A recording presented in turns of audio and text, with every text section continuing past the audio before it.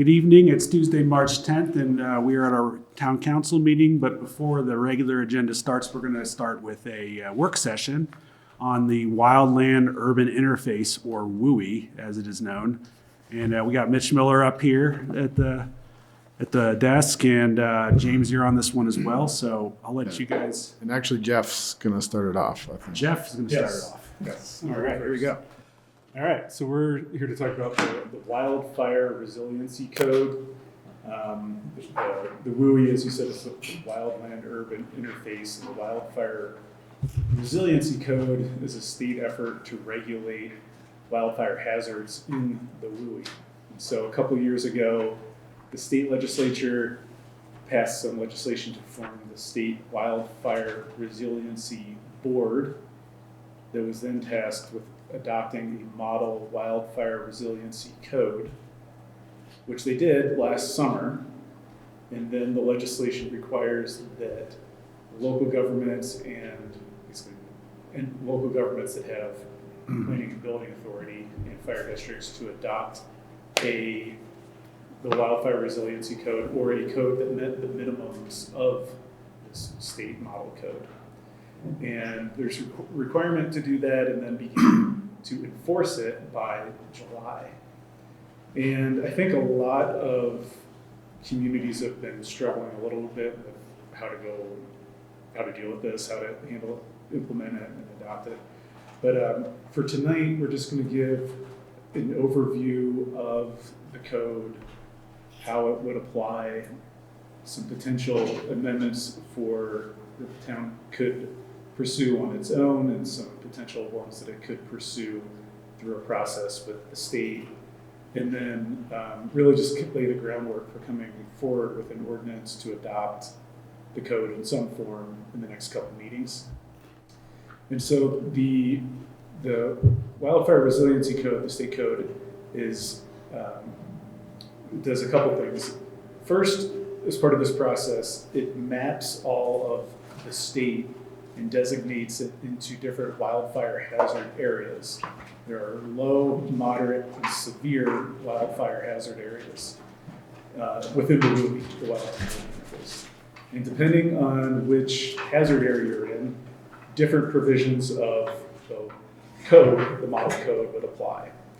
And so for Basalt, there are moderate, low, and some areas where it shows that there is no wildfire hazard area.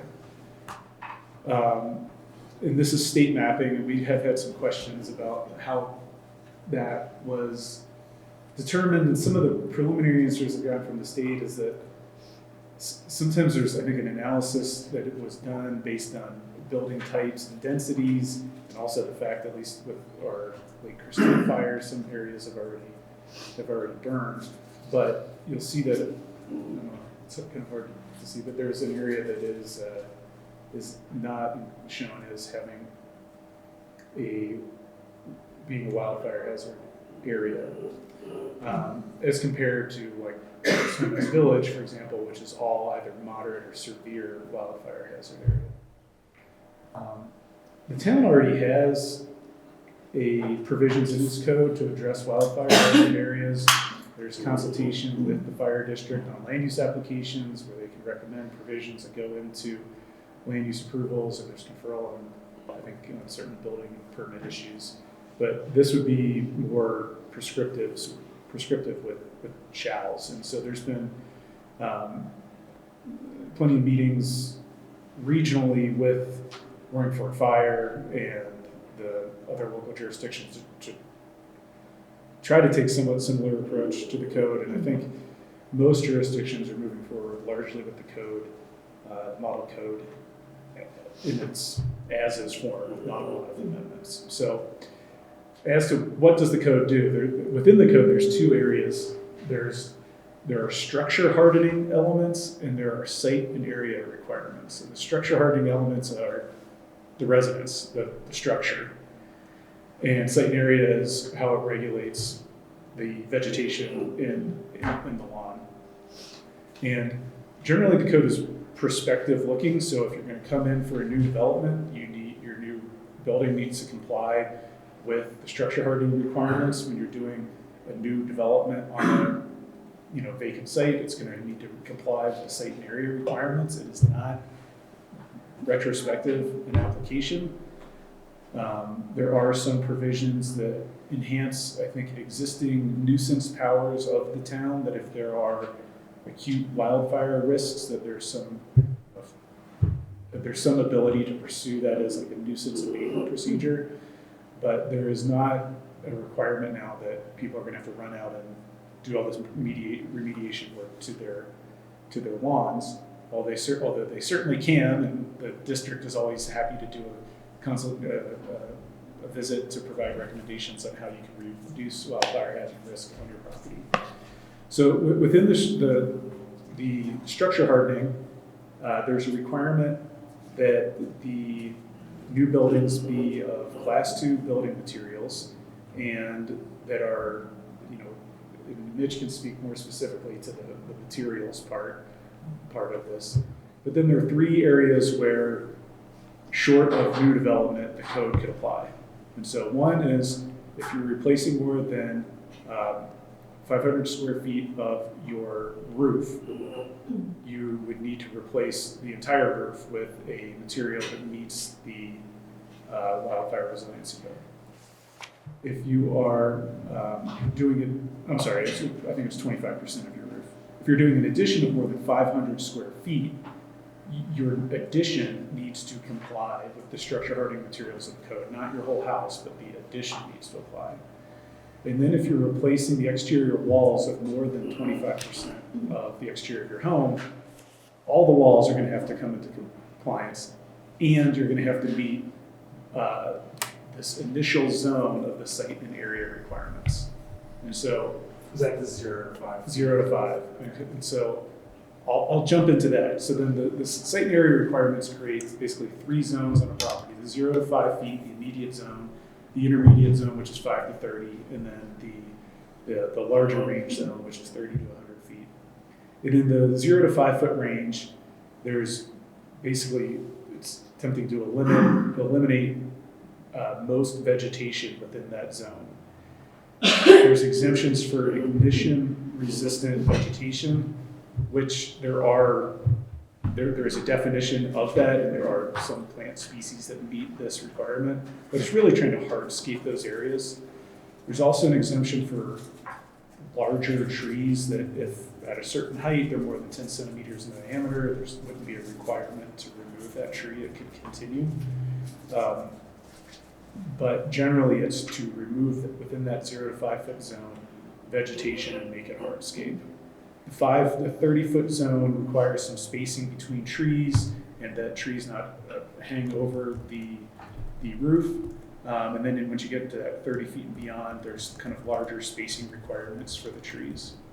There's also a requirement that wooden fences be at least 8 feet from a house to, I guess, avoid that kind of ignition trail into a home.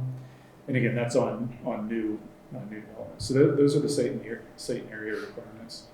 And these would mainly come up on new site development, and then on that 0 to 5 foot zone if you're replacing more than 25% of your exterior walls. There's a lot of gray area in the code, and within it there's a lot of discretion for the town. The town has to designate someone to implement the code, and it is your building official. But for the building official to make interpretations of the code as to how it would apply, and to approve some modifications to the strict letter of the law of the code, so long as it is going to meet requirements that it's not increase fire hazards, essentially. And there's some factors to consider in doing that. And when we've talked, there's kind of some ongoing meetings with the state, and they seem to be getting it a little bit more organized on these implementation pieces as time goes on. But they do repeatedly emphasize that there is an intent to have some local control over this, because it can't be while it is a one-size-fits-all, it is not intended to be as, there is this discretion for building officials to make some interpretations. There's also the ability for the town to adopt the code with local amendments, just like a building code. When we adopt like the IBC, we adopt it in its entirety with some local amendments. In working through this, I think were some more basic, I don't want to call them cleanup, but some changes to help make for an easier implementation that were included in the code that was in the packet. But to go beyond that and to make amendments that would be less restricted or would be a variance from what is in the code, there's a process that you would have to go through, the town would have to go through the state to get the state to essentially approve that modification. They now have that platform up and running on their state website. But if we were to say, this particular thing doesn't make sense for our community, we think that based on these other regulations, we can ensure that we're providing the same level of wildfire hazard risk control from how we're regulating in this way, that's something that the state board could approve. In Eagle County, they are doing that by trying to get approval for, there's a similar idea in California as to what this code is, but it is a little different. And many of the Eagle County communities are like looking at that, something more akin to the California code. Pitkin, Aspen, Snowmass are all looking at, I think on down the valley are looking at the state's code. I wouldn't be shocked if there's some changes to this in the future from the legislature, from the state board, but this is the code we have at this point. And then Would those changes propagate automatically, or would you have to pass them somehow? Or I think we would have to come back and adopt, we would need to if they come out with Wildfire Resiliency Code 2.0, we would have come back and adopt 2.0. Just like when we do building code, the 2021 IBC, and then we did the 2024. I think it wouldn't be automatic. We'd come back and adopt those. Okay. And then one other thing that staff has been discussing from a regulatory approach to this is taking a uniform approach to the application of the code. So, as I mentioned, depending on whether you're in a low, moderate, or severe wildfire hazard area, certain provisions of the code apply. So if you're in a low, and they have it set out in the code as class 1 and class 2. If you're in a low wildfire hazard area, you only have to comply with the class 1 requirements. If you're in a moderate or severe wildfire hazard area, you have to comply with the class 2 requirements. So the full deal, the whole code.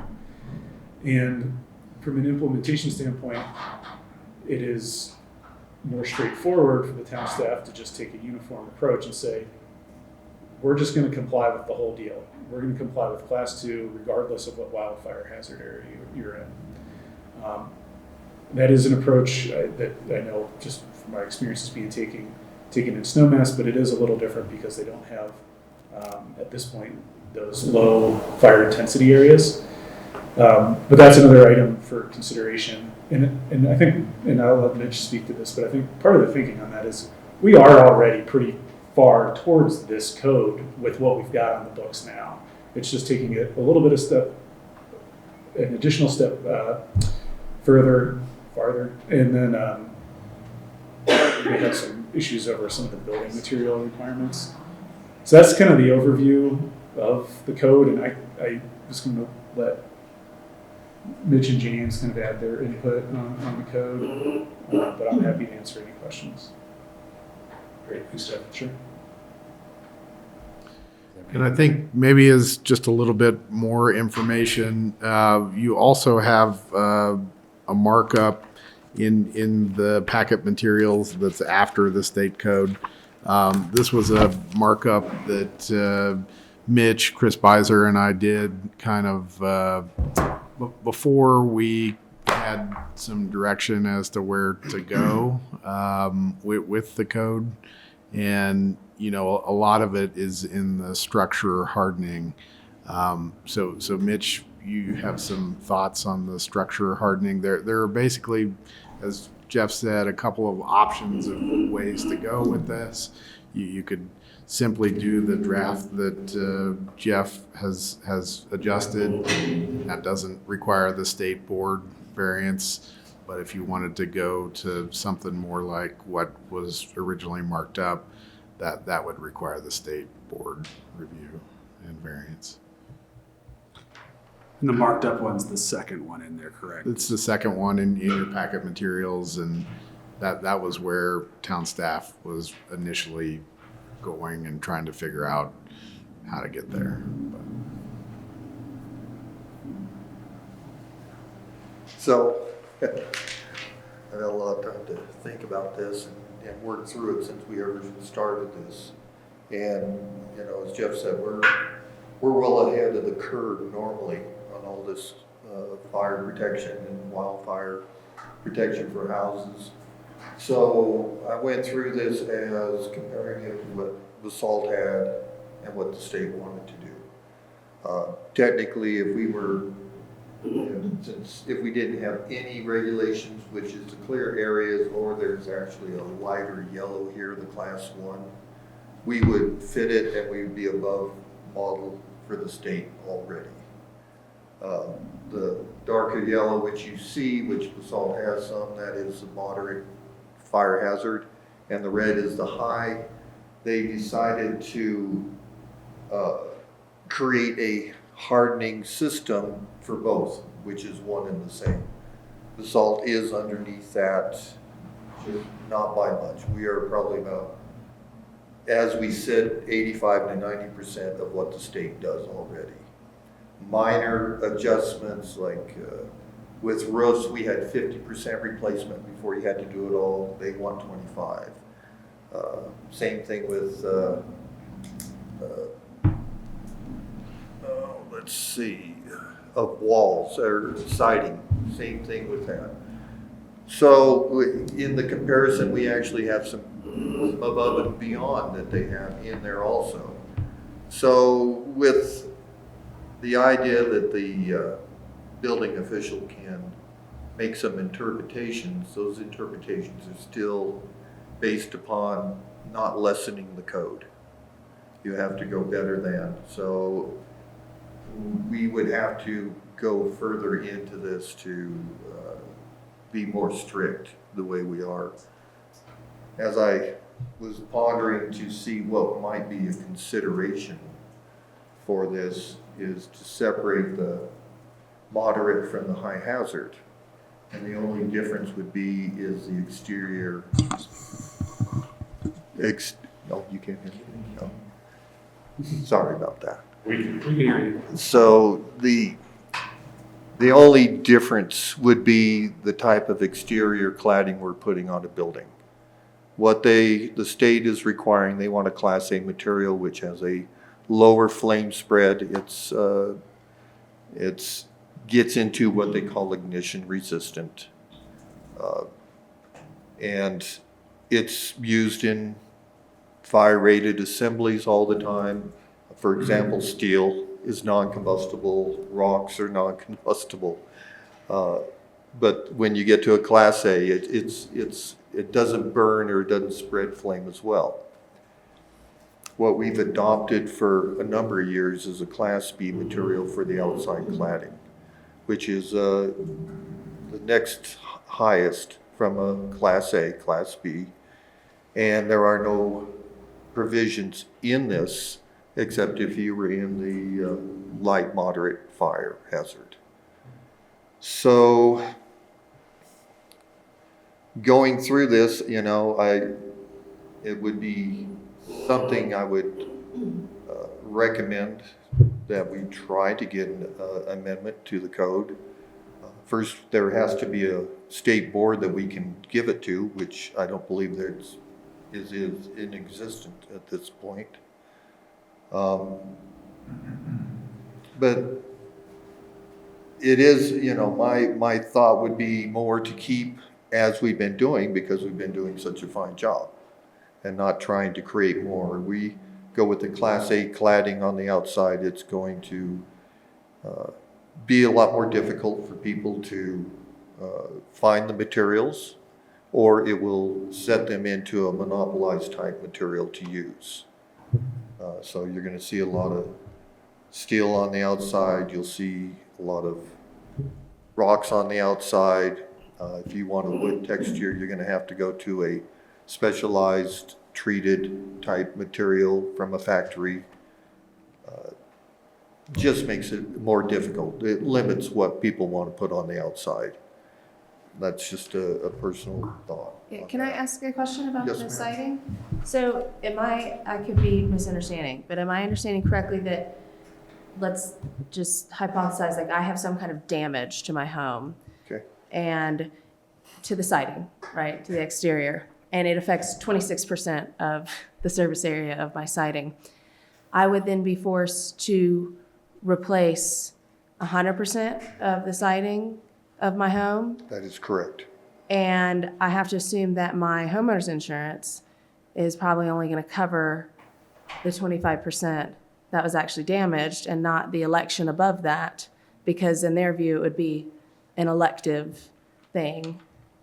Like, they don't care if it's town code, you know? And I can't speak to that. Yeah, that's, you know, Or state code, they probably don't care. they don't care either, right? I have a lot of concerns about the cost burden of that, you know, just me personally, right? Like if something happens to my house and 26% is damaged, homeowner's insurance is going to cover that. But then I still have to pay for the other 74% out of pocket and can't afford to do that. So what does that look like? Very good point. There is an I'd say the cities and towns are equally frustrated for the same idea, because this is what you would call an unfunded mandate. So, Right. And I think I read somewhere we're talking to CML, or maybe that might be something that we could pursue on behalf of all the frustrated municipalities and whatnot. I haven't seen any updates in the past couple of weeks, but there was conversation of maybe something was going to get introduced to delay implementation, but I haven't seen that actually happen. Yeah. Because obviously the same question applies to roof damage and the 500, what was it, 500 square feet for roofs? It was 25%. 25%. Yeah, so same issue. Well, right now, the town of Basalt has a 400 square foot on roofs before you replace the whole thing. That is part of our For the original. roof. Yes. And it was 50% or 400 square feet. I mean, I don't know, Jeff, that there's anything that we can do about that, but I mean, that seems like a outrageous, I mean, that could literally unhome somebody, you know? When you talk about these other materials, siding materials, and I'm familiar with the cost of those.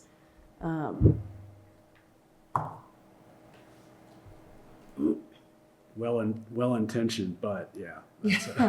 And we're kind of related to that with the Class B. Make sure I play it back. Understand what you're saying is you guys are recommending for the next.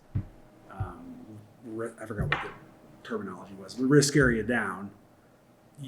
Having a modification or amendment to their code, so we could use a Class B instead of a Class A siding. So it wouldn't. I mean, it's expensive. Since you have three different risk categories, low, medium, and high, it would seem to make sense you would have three different class hardings for one for low, one for medium, one for high.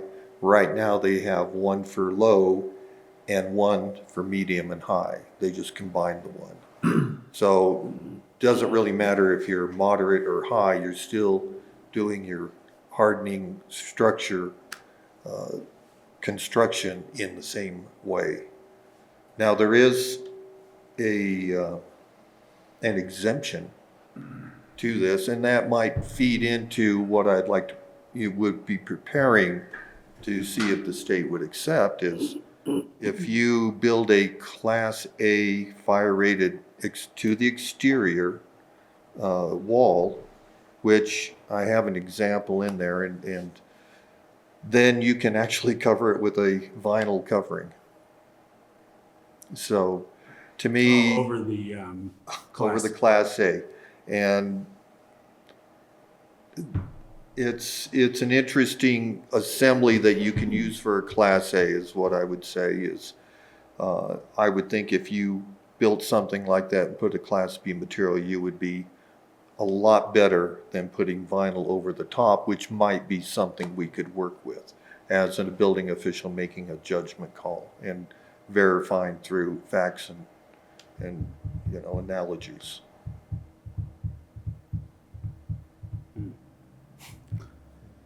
Yeah, and I'll just say there, back to your point, Angel, about the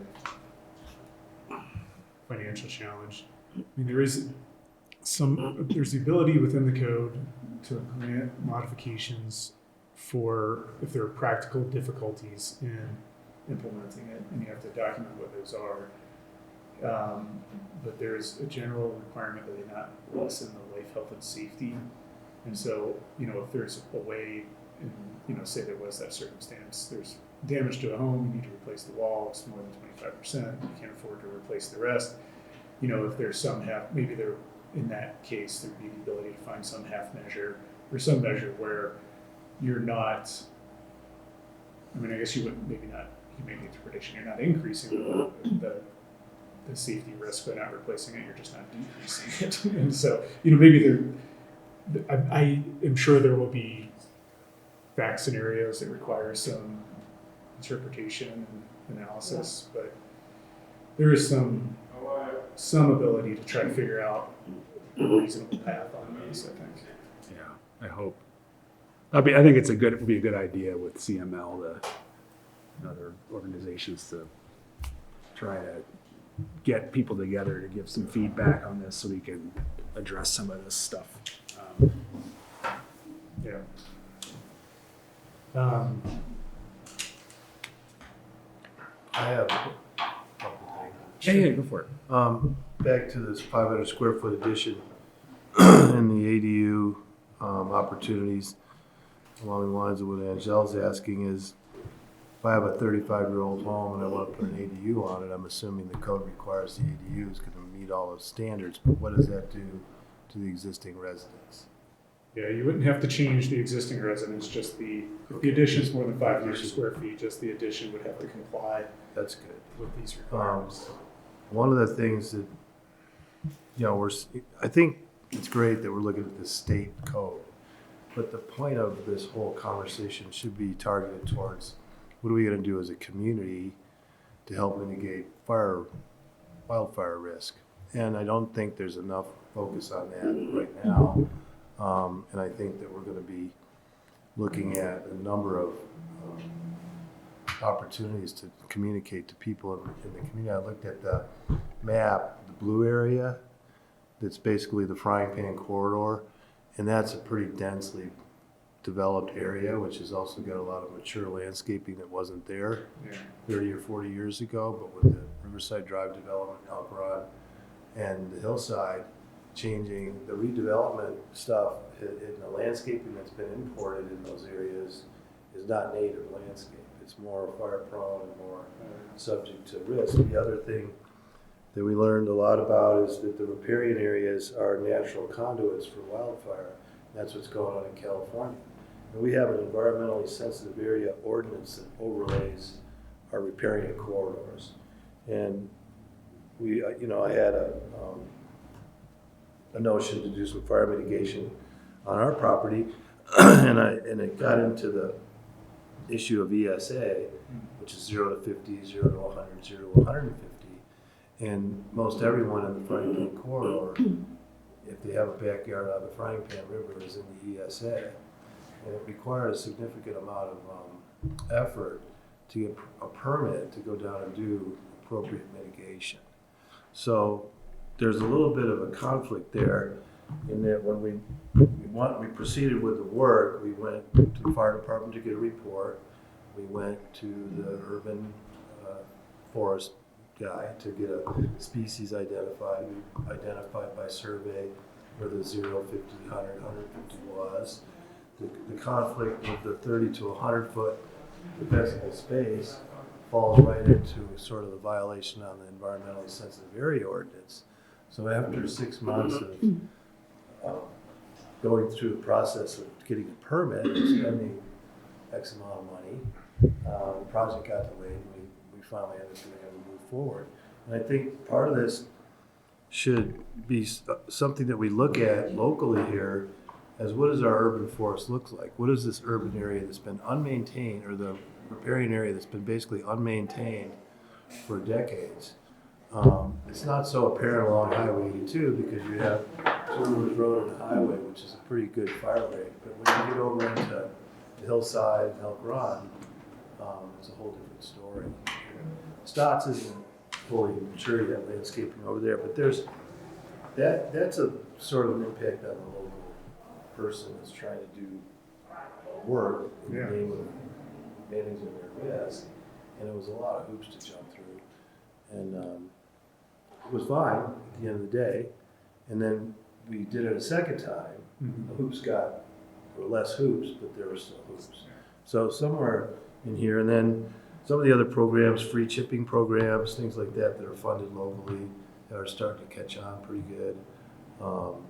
The other area we bump into is just enforcement of HOA covenants and things like that, so that people an HOA can say you need to clean up your property. And that's been real sort of fuzzy about how that works. Yeah.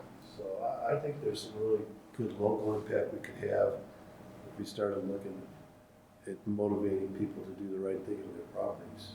And the state's the state, building codes, technical, and everybody's got to comply with that.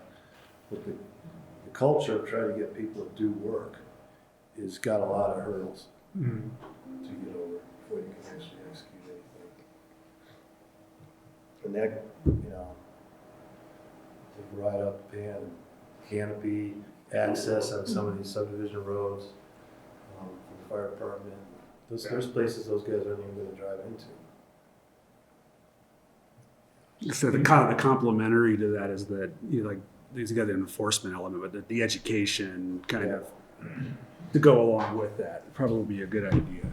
Yeah, I think it's worth, the fire district has a lot of efforts at voluntary compliance by doing these wildfire I'll screw up the term, but it's like a wildfire mitigation assessment. Come out, and take this tree down, take that, get rid of that pile, this and that. And maybe that's what you had done, Rick, and then you can go about doing it.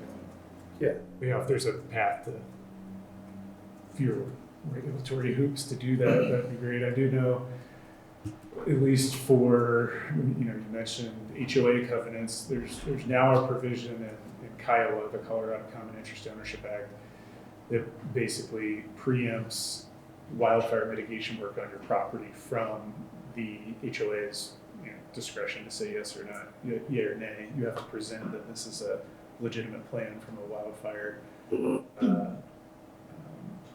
professional that you can do it. But yeah, one of the things that was helpful in the urban forest study we did in one subdivision was we really identified the top 10 risks on single-family residence sites. And then we put that out there, and they said, oh my God, I have no idea. And then as it kind of caught on, I think we got 6 out of 10 the first time, and we identified a few more, and it just kind of started to grow. That's what I think would be an interesting windshield type of deal to do with the fire department, is or save a tree or something like that goes out and assesses a neighborhood. So you get 10, 12, 20 people engaged. See what they can do. You get some kind of program that makes it a little easier for people. Like, hey, we're all here, the neighborhood's signing up, and then you get that feedback, because that's going to be more effective than, like, if I go and fix a fence, my wick, if you will, to the house. right. Like, for everybody kind of takes that look, that's going to be a lot more effective. Yeah, I mean, it is. You think about almost this time last year, there was a fire in Oak Run that was lit a wooden fence on fire against Bee Hill that could have very easily, been a thing.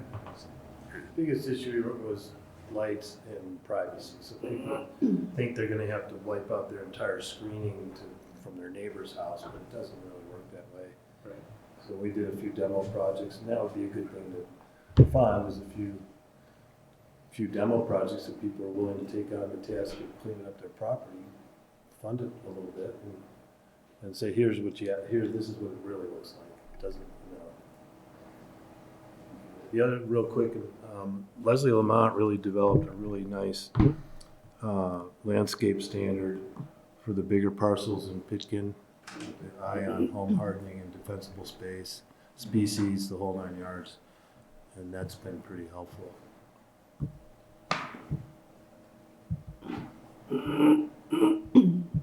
As far as the amendments that you had, flipping through them, and, you know, my thought is we should look at how to go through that process to get those amendments done when board set up or whenever that occurs.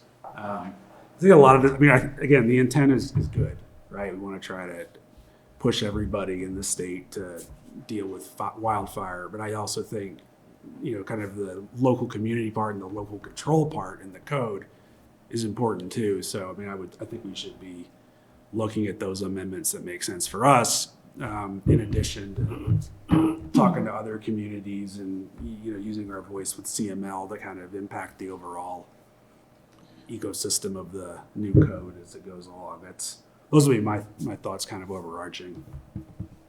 There could be an option where we bring forward code amendments to you that basically adopt the state code as Jeff has marked up, and then come back once the state board has their process all figured out and try to go through that process. And then we could, you know, if we received approval, we could then come back and amend the town code further. That could be an option.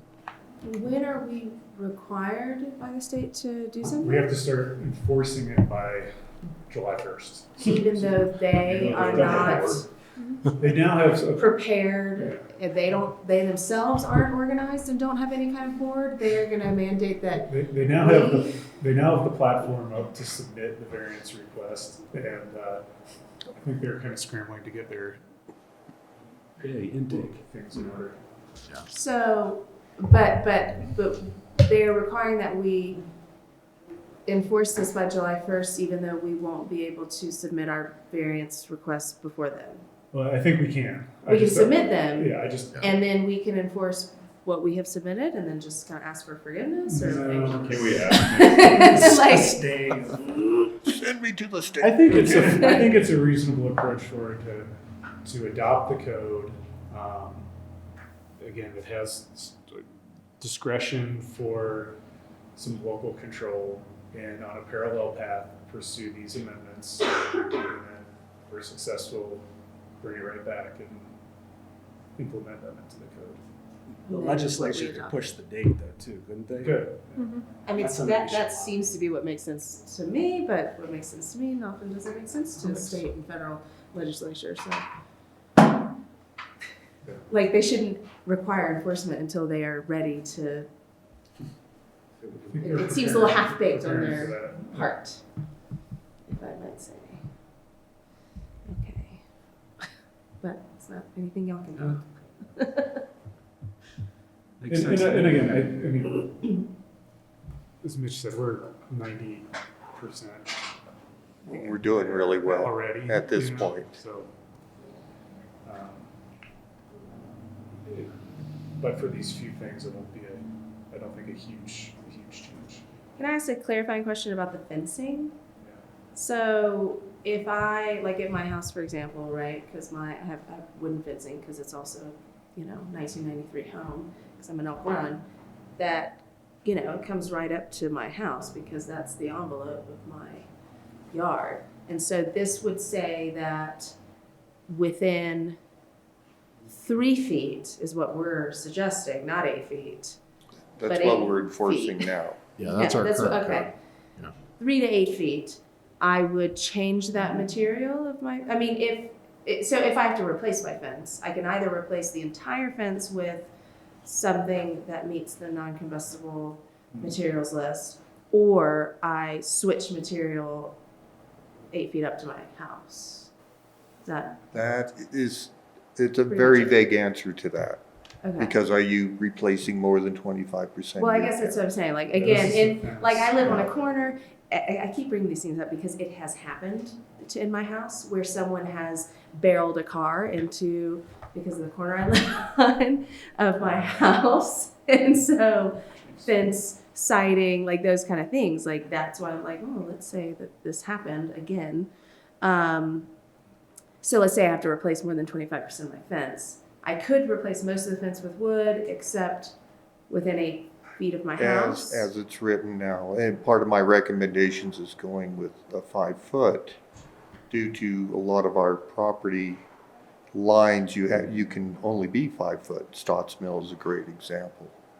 You can also, if one of the exceptions to the rule, once again, is to put a vinyl fence up within that perimeter. Right. So you're certainly going to get a different type of fence. And part of the 5 foot, as I go with it, is if I get into a building code within 5 foot of a property line, that's when we do fire rated assemblies anyway. So it just had a little communication between those two codes to work with. I have no idea how they got to 8, but that's what they called out.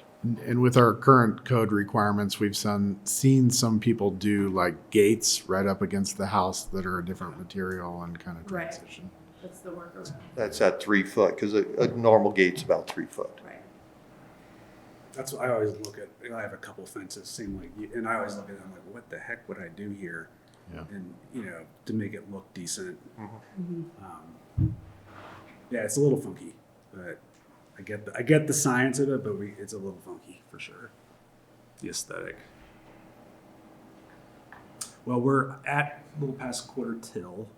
That's where we were scheduled to stop for a break before our regular meeting starts at 6. But before I do that, anybody else have any comments or anything else that you guys need from us at this point? Just generally, is everybody kind of accepting of that scenario, at least conceptually, to bring forth the state code as code amendments and simultaneously go down the route of trying to get the state variance, and we could come back? I would just say, like, I know we got the deadline, but if we think things might progress, let's not waste time, like, with it now. If like 2 weeks from now, we think things might change. It seems like something that could be conversations occurring in the Capitol, There's a technical, and I keep saying July 1st, because there is a technical requirement to adopt a code in April, but a requirement to enforce July 1st. And so what that interim period is, I don't think has a real legal meaning. And so I'm kind of focused on we need to be in a position of having a code adopted and beginning enforcing it by July 1st. So there is some need to keep moving this forward. Okay. And we got to go to planning commission, and so it'll be soon. But it wouldn't be effective till July 1st or We could enforcement. I we mean, could make the effective date July 1st. maybe do that, and then we can always. I know it just seems like a lot of hassle to keep changing things, but I mean to the point of like, let's see where the dust actually settles. Maybe we do it like that, and then we can always revisit the enforcement date if things change or. Okay. Well, we can bring that in as a You guys part go of with this, us? and council can. Yeah, I mean, I guess the way I'm understanding, it's not like we really have a lot of choice. So not. when James asked the question, I was like, no. I can symbolically vote no, but like we have to do it. So Well, that's why we got to, I think, look at the Yeah. amendments they have and like I just like you plan said, for those. and then try to amend as we can and try to ensure that there can be some exceptions, financial hardship, kind of as the example I brought up, exceptions that could come into play. Our primary goal seems to be protecting housing for our citizens, and if this is one, thing that can, in a grand hypothetical situation, unhouse somebody, I'd like to know that there's some kind of exception for that. And even if there are exception processes in like say even 2/3 of the people out there who are doing stuff do the things, like that's better, right? That's better than it is. I mean, I think it's mitigate the risk in a significant way, not be absolutely perfect, because you're never going to be, nothing's going to be perfect in this I space. think we're working, it's on new construction is really where the concentration is. Yeah. You know, if you're getting into existing parameters, then we're gonna have to go to a judgment call where how far do we go? What do we do? How do we actually analyze it's going to be the correct call to make? So that's a whole nother layer to this. So it's, new construction is really where it's being pushed on. So I'd kind of keep it in that realm at this time. That's good. Mitch, can I ask you, sorry, I know we're running late. In your opinion, adopting this and also knowing that we're already pretty much 90% there, how much does this increase the cost of new construction? That's a real difficult question to answer. You know, once again, we are getting specialized materials. What does it cost to put stone on the outside of your building compared to T111, a real simple siding? Right. You know, you got to have impregnated wood that has a fire retardant on it. It would increase the cost definitely, but to give you an answer on Right. how much is really Yeah, difficult. 5%, 10%, 15%, Yeah. I don't know. Well, then be insured. Well, I know, but Yeah, again, that's it just, everything's already so unattainable. I know it like has to be done. It just does not help our affordability issue. It'd be meaningful. It would be, oh, I know, it was kind of a rhetorical question. Yeah, it would be meaningful, yeah. Well, Okay. thank you guys. Appreciate the presentation. Since you got the direction you need for now. Yeah. And looking forward to talking some more about this later. That's good. April. We're going to go ahead and take a break here because I have people in the room and I want to make sure we get started as quickly as we can. So we'll see you guys back at 6. Thanks a lot. Yeah.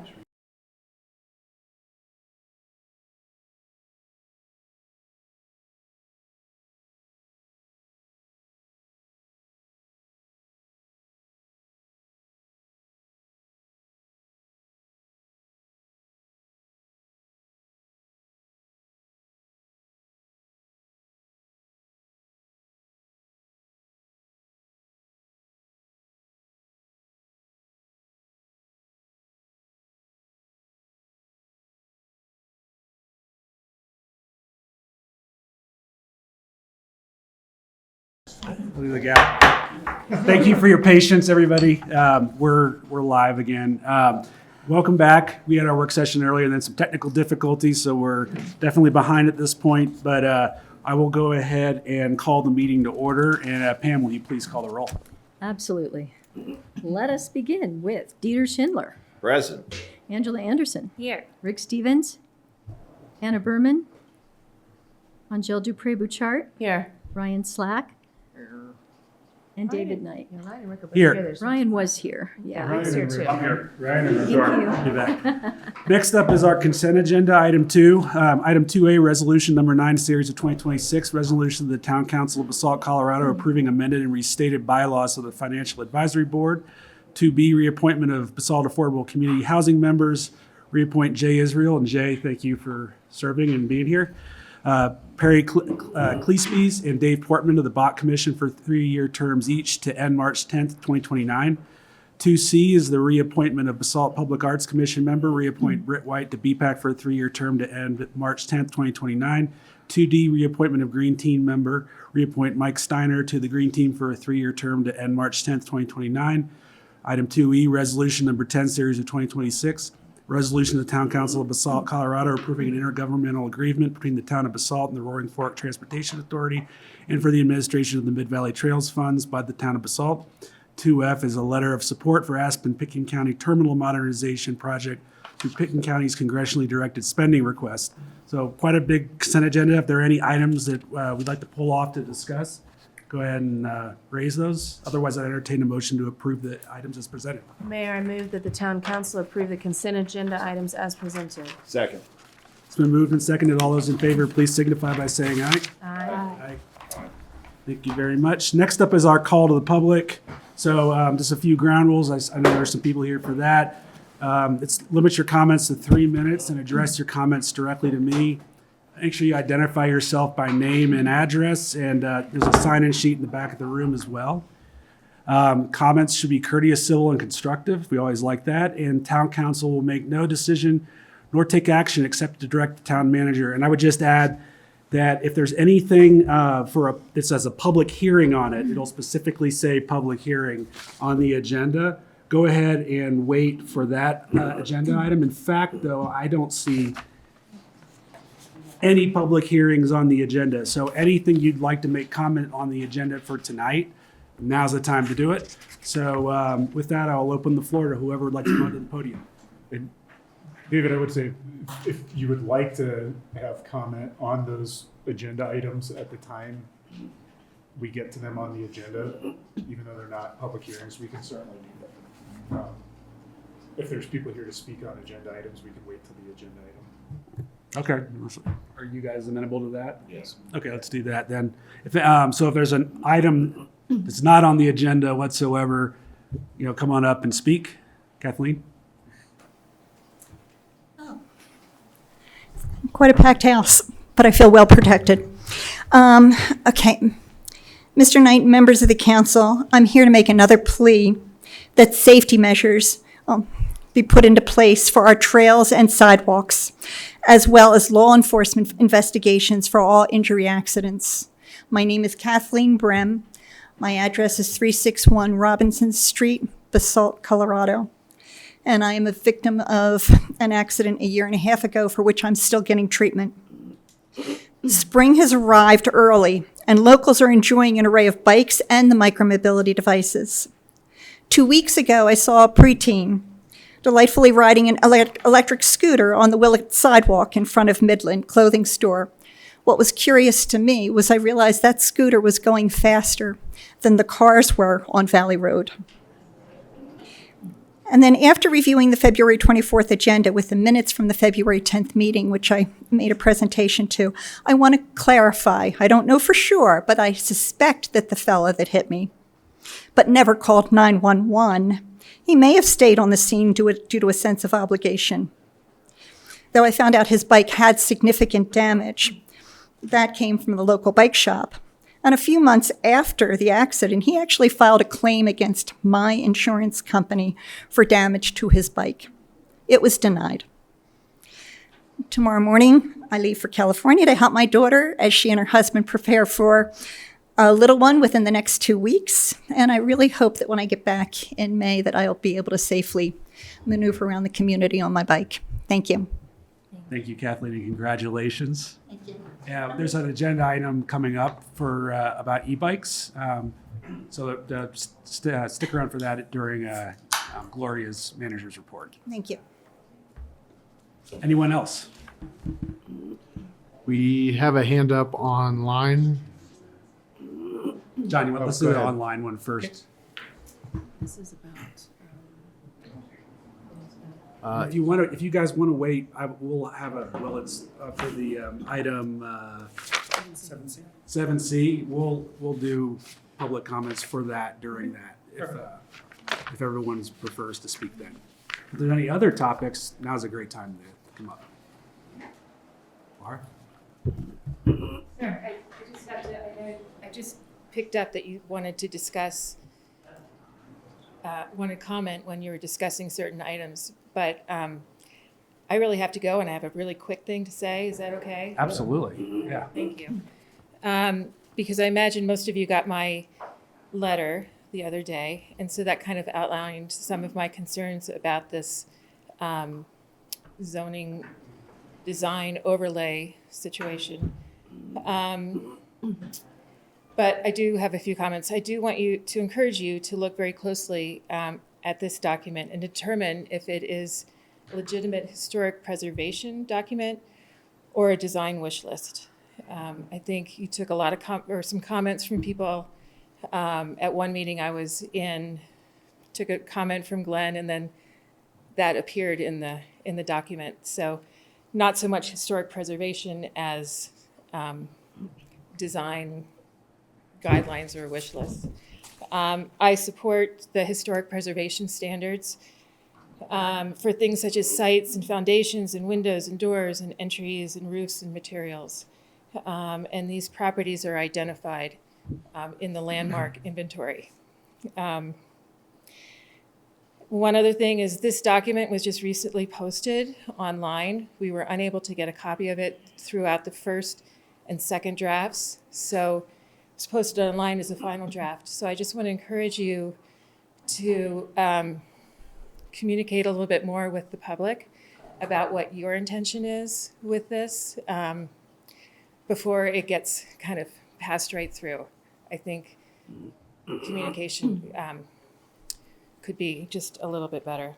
And then finally, lighting. You got my message before. We still have one very dim light every 3 light posts in downtown.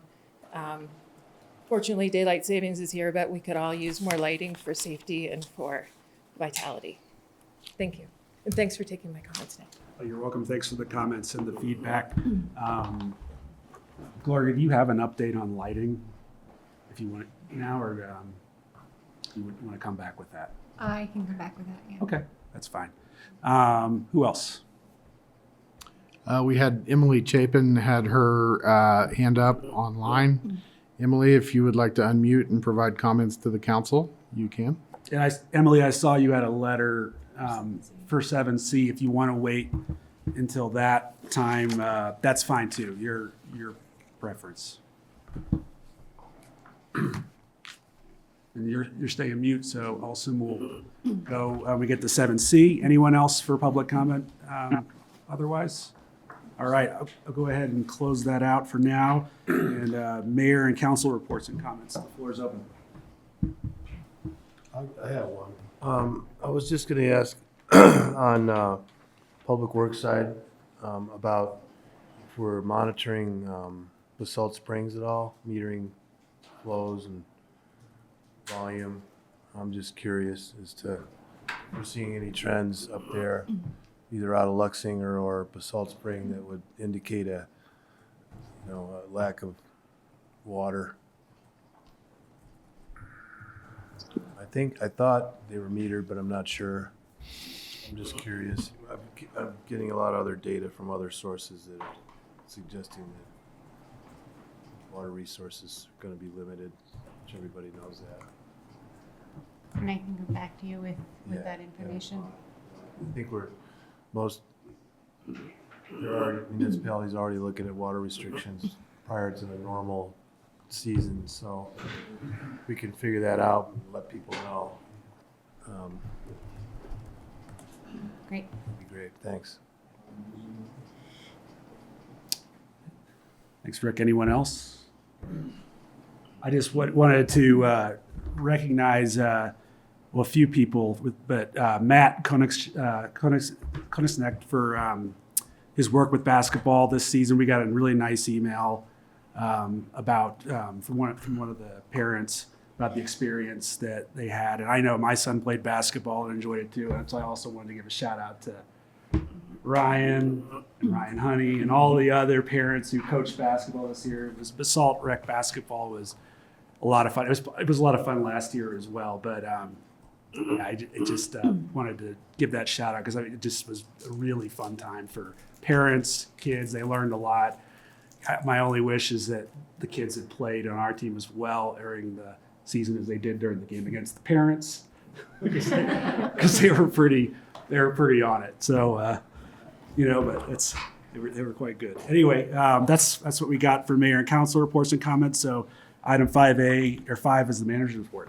Yeah, so I did put a memo in your packet regarding e-bike safety follow-up. I was directed at the January 27th meeting after public comment to start looking into how to address the e-bike safety in Basalt And what I thought I'd do is I'd bring all the stakeholders and agencies to the room and figure out what they're doing and give you all a little report. Well, when I brought everyone to the room, I was met with gratitude that we need to have a region-wide e-bike safety group. So I inadvertently started one, and I wanted permission to keep going with that. Love it. Great.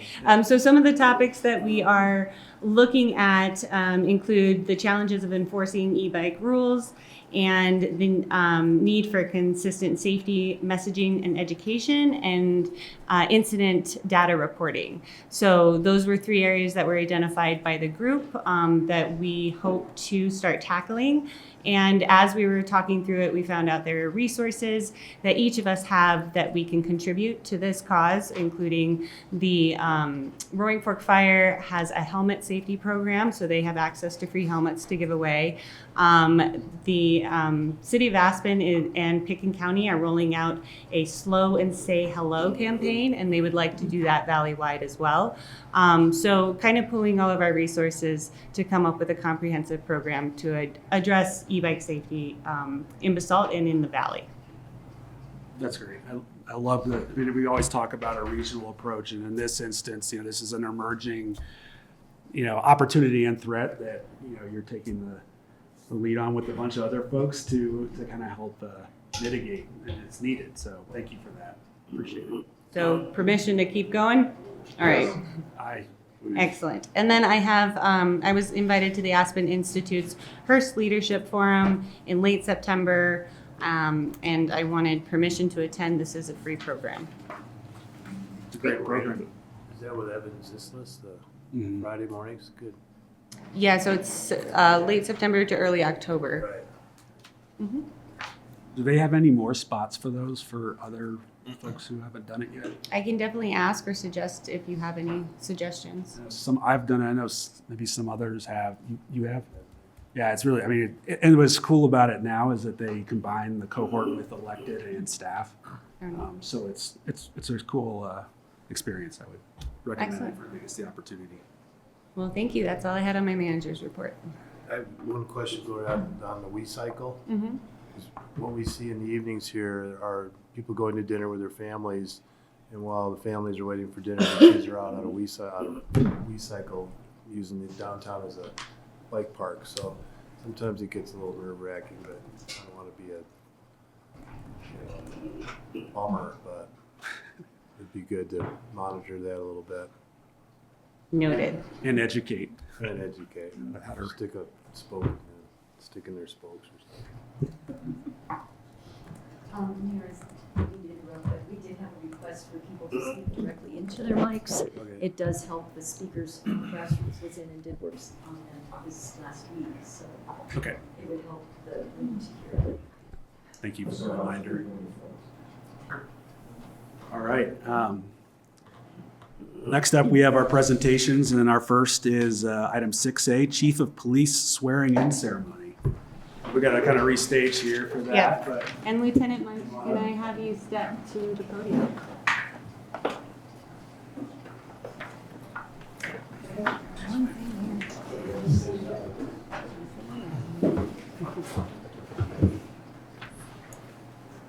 Would you like to do? All right, so first with me. Yeah.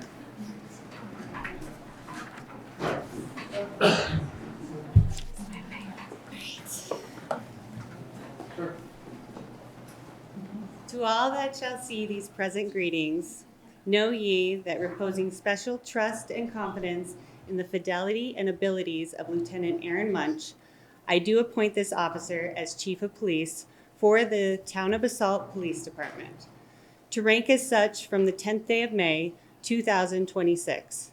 Effective with the appointment, you are charged to carefully and diligently execute the duties and responsibilities of a Chief of Police, and I do strictly direct and require all personnel of lesser grade to render obedience to appropriate orders.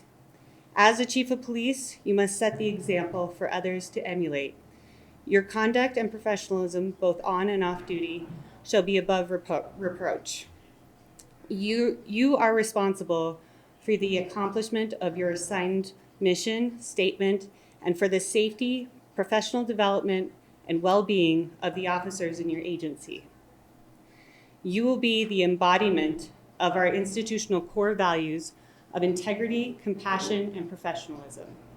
You will lead your officers with firmness, fairness, and dignity while observing the following Constitution of the United States, the laws of the state of Colorado, and the ordinances and policies and procedures of the town of Basalt. Given under my hand at Town of Basalt, Colorado, this 10th day of March, this is where I mess up, 2026. And in case you forget that, it's all memorialized. We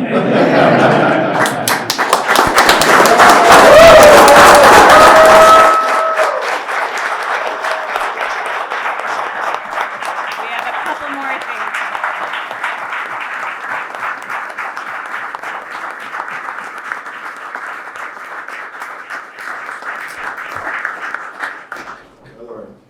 So I have the honor of your swearing-in ceremony, so you repeat after me. I, Aaron Munch, I, Aaron Munch, do solemnly swear by the ever-living God do solemnly swear by the ever-living God that I will support the Constitution that I will support the Constitution of the United States and of the state of Colorado, and of the United States and of the state of Colorado, the laws of the state of Colorado the laws of the state of Colorado and of the town of Basalt, and of the town of Basalt, and faithfully perform the duties of the office and faithfully perform the duties of the office of Chief of Police, of Chief of Police, upon which I am about to enter. upon which I am about to enter.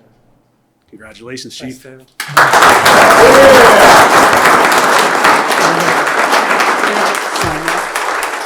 The sign.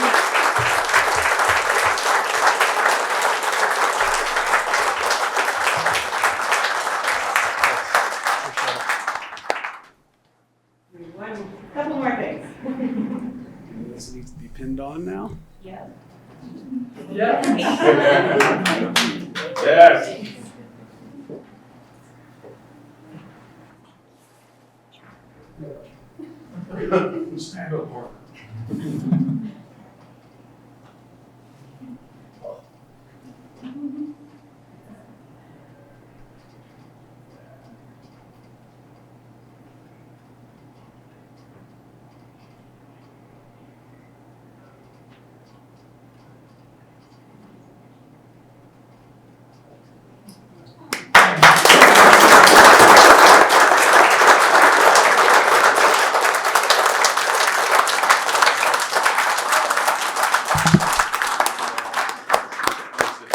And we had one more thing. Travis, are you here?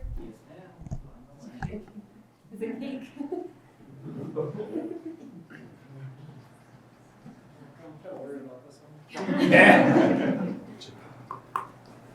Oh, boy.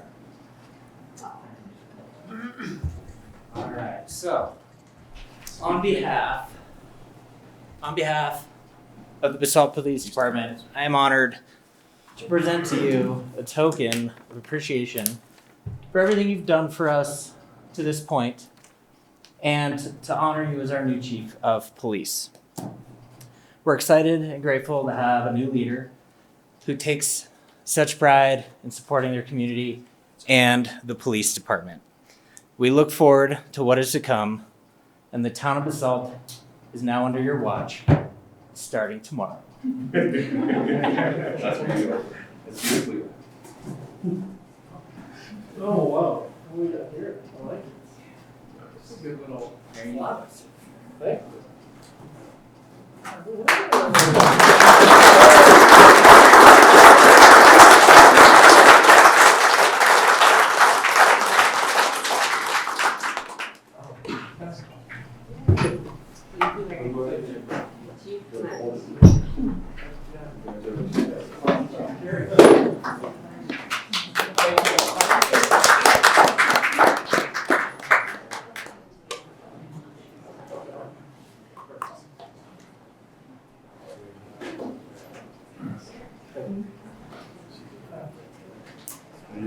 Sweet. You got anything that you want to say? You know what? Maybe. How about that? I just want to say thank you to everyone here for having the confidence in me, Council, Gloria, everyone behind me, obviously huge, great crowd, everyone online, family and friends that are here, and most importantly, my family.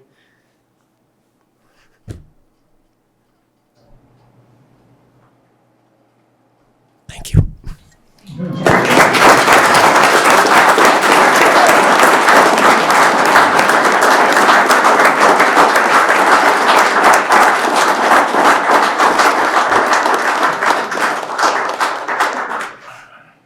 I'll be back. We're gonna go try to snap a couple of pictures, man. I'm next. I got you. Thank Yeah. you. All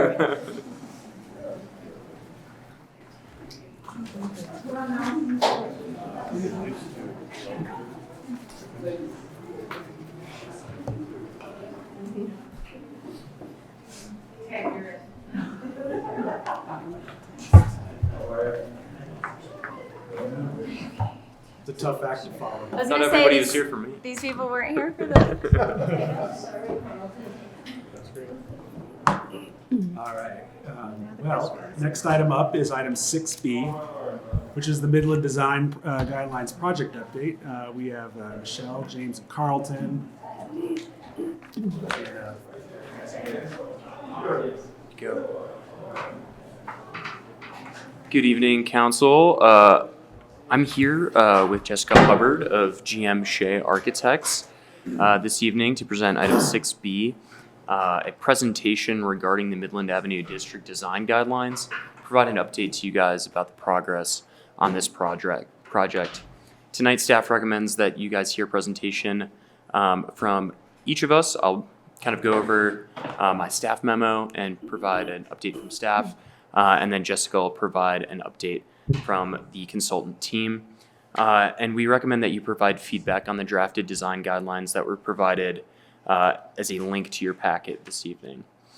For a little bit of background, on July 8th of last year, Town Council passed Resolution 29, Series of 2025, to approve a professional services agreement with GM Shea Architects to perform consulting services and establish architectural design guidelines in the historic commercial district of Midland Avenue. 2025 was a milestone year in the history of Midland Avenue with the completion of the Midland Avenue Streetscape project and the development of the Midland Avenue District Design Guidelines. The creation of architectural design guidelines seeks to implement a 2020 Basalt Master Plan goal or several goals regarding the historic character of Basalt as listed under related town statute and or town actions below. Over the last 8 months, the consultant team has conducted research, engaged in extensive community outreach, and produced several drafts with consideration given to feedback from staff, Planning and Zoning Commission, architecture and design industry professionals, and members of the public.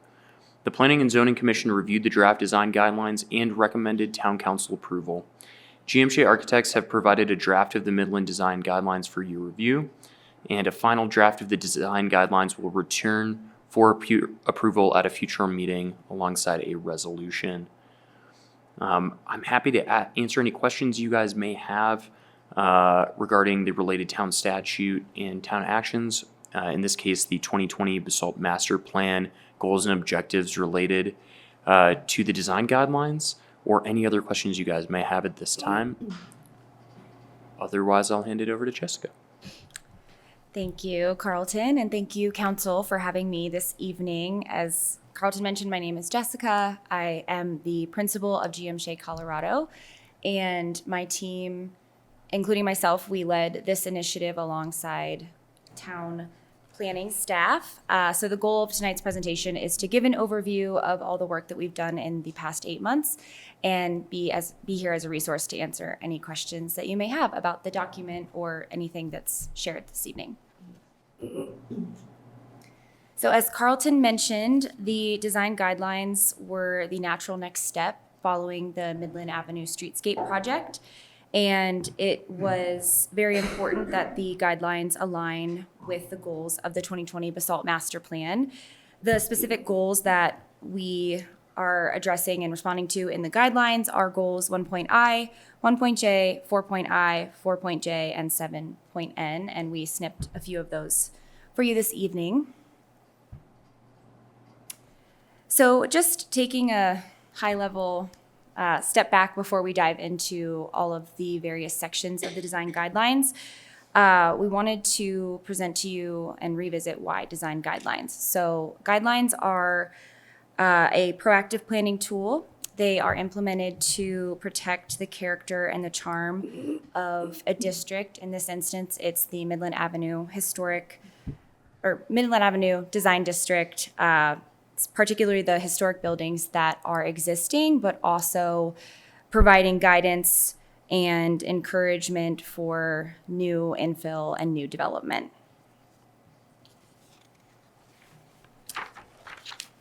What are design guidelines? As I mentioned, they are a planning tool. They are meant to be flexible and not prescriptive. They describe architectural styles and characteristics that, again, reinforce a community or streetscape or district's character and charm. And then moving forward, bringing it home to Midland Avenue, what makes Midland Avenue special? This was actually a question that came from a participant in the first open house, and we decided that it was critical that we explain what makes Midland Avenue so special. So we are defining the unique charm and historic character is created by vibrant colors and playful roof lines, 2 to 3 story buildings that are designed to human scale, meaning when you're walking down the street, you feel connected to the building height and don't feel like a small ant. Basically, that's what it means. And then an inviting, walkable street environment, retail at the ground level, restaurants, continuous buildings, not having many gaps as you're walking along the street. So these characteristics are, of course, driven by zoning, but they're truly reinforced by design guidelines. So walking you through the process, as Carlton mentioned, we were approved for the scope of work in July. So immediately following and getting started, we participated in the farmers market. My business partner and I set up an informal table to introduce the project and introduce ourselves, familiarize ourselves with some of the residents that may be attending the open houses. And just for graphic purposes, the boxes in blue, those are the surveys and the boards that were on Let's Talk Basalt. And then the drafts are below. So we ended up having 3 drafts. The first draft was put together after the first survey. So we put together a list of questions for residents and business owners. What's your favorite building on Midland Avenue? Why? What materials are you drawn to? Things like that.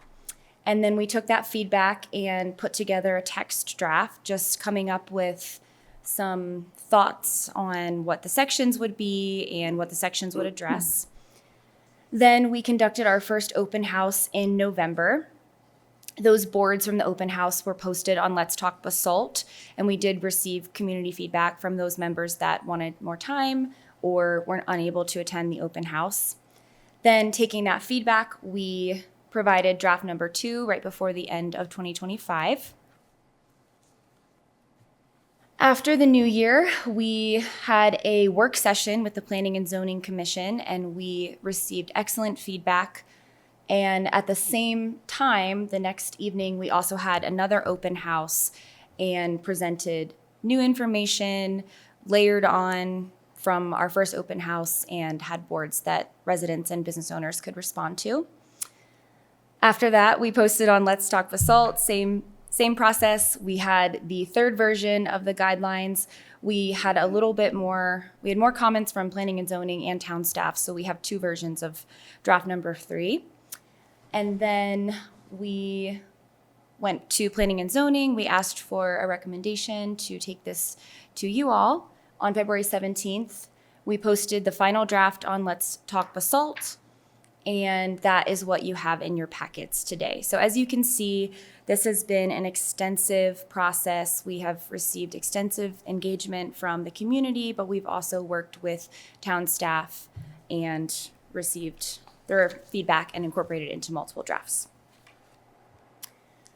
So diving into the design guidelines and some of the, the areas that we addressed in this process, we decided to create a district. So this would be the Midland Avenue District. It doesn't just encompass the buildings that are facing Midland Avenue, but it actually encompasses most properties within the C2 Downtown Business District. And then you will notice in this map, and if you look at the guidelines, that some of the properties are excluded because they're PUDs or we just found that they were not applicable to the district. So diving into what the guidelines will address, we have 7 sections. And how we're going to present the sections to you this evening, we took snips from each section just to give you an example of some of the content in each chapter. So starting with section 1, this is how to use the guidelines, and it also contains our reports from all of the community outreach. We have some of our survey questions in there and survey results. With every section and thinking about the guidelines, we wanted to make it easy for someone to understand Basalt, and if they are developing in Midland Avenue District specifically, we are assuming that they do not know anything about Basalt. And so in section 2, we went ahead and identified the key the timeline of Basalt and the history and character, why Midland Avenue is the way that it is today. And then we also identified the periods of significance. If you're not familiar with that term, it is a preservation signifier. It's basically if the building had any significance during a certain time period. There's certain styles associated with it that you can look up on History Colorado, and then we also go through in the document some of these characteristics. So the false front commercial, for example, is a very well-known period of significance for mountain towns and mining towns. Then we also outlined what we're calling contributing buildings. These are all local landmarks in the Basalt Historic Inventory. Now this is layered into the guidelines, and we see this as another form of protection for some of these cherished historic buildings within the Midland Avenue District. Moving on to section 3, we then get into treatment of existing buildings. So we define historic, contributing, non-contributing, notable buildings. We recommend and discourage various treatments. We also go into detail about recommended treatments of foundations, windows, doors, roofs, and materials. And moving to the next slide, we can demonstrate some of these diagrams and outlining how you can treat your historic property. Then section 4, this is where we start to get into new development. So we have divided new development and new construction into 2 chapters. Section 4 is addressing site development. We have an extensive section on landscaping, which was reviewed by the town arborist. We go into exterior lighting, we go into site design, and keep in mind that all of these recommendations and guidelines, they are within the specific parcel. This doesn't necessarily cross over into the Midland Avenue streetscape. This is all within a private parcel. And then we snipped some examples from the sections. So we have diagrams for compatible infill. On the right is an example of acceptable and discouraged awning treatments. Section 5, moving on, this is when we really get into the architecture. We are outlining window proportions, building massing, building entries, materiality, really making recommendations on what would be acceptable and what would be discouraged within the district. And then looking at some of these diagrams, one of the the big takeaways from this section is actually the transparency calculations. The municipal code did not have any provisions for minimum or maximum glazing at a storefront, at a ground level. And so that was one of our big initiatives in this section. But you can also see we are identifying playful roof lines, again, supporting and enforcing some of those characteristics that make Midland Avenue special. And then moving into section 6, this is a pretty short section, but we felt it was important to build on the town's sustainable building regulations. So in the main diagram of that section, if we flip to the next slide, you can see we're taking some of those initiatives in the sustainable building regulations and then just offering suggestions on how to incorporate them within a design. So setting back the solar panels, encouraging bike storage and bike parking on the street. And then we're also offering certifications that owners can apply for to make their building more sustainable, like LEED or the Living Building Challenge. And then finally, in section 7, so how are we going to implement all of this and enforce it? So we did another flow chart, and this is basically a certificate of appropriateness applicability flow chart. And we felt that the best way to enforce or really have a checklist for some of these design guidelines was a certificate of appropriateness. And the COA would be required to be approved before submitting for building and/or site plan and permitting. And then if you go to the next slide and in your packets, you'll see that we did come up with a checklist. We worked with town staff on this, and you, working through the checklist, you identify if your building is existing, contributing, if it's new development, and then we have flexible or non-flexible options. We see that any option that has an X with flexible would go to the Planning and Zoning Commission for further review, and then non-flexible options would be reviewed at a staff level. And then all the line items, they correspond directly with the design guidelines. So we've tried to make it as clear as possible to an applicant what they would be reviewed under. And then finally, I just wanted to reiterate on the next slide that this was an extensive process with both the community and with town planning. The Planning and Zoning Commission weighed in, and we also posted everything on Let's Talk Basalt and had 2 community open house sessions. So we have done our best to incorporate feedback from residents and business owners, and we've also maintained, I would like to think we maintained flexibility in the guidelines where we tried to be less prescriptive where we could.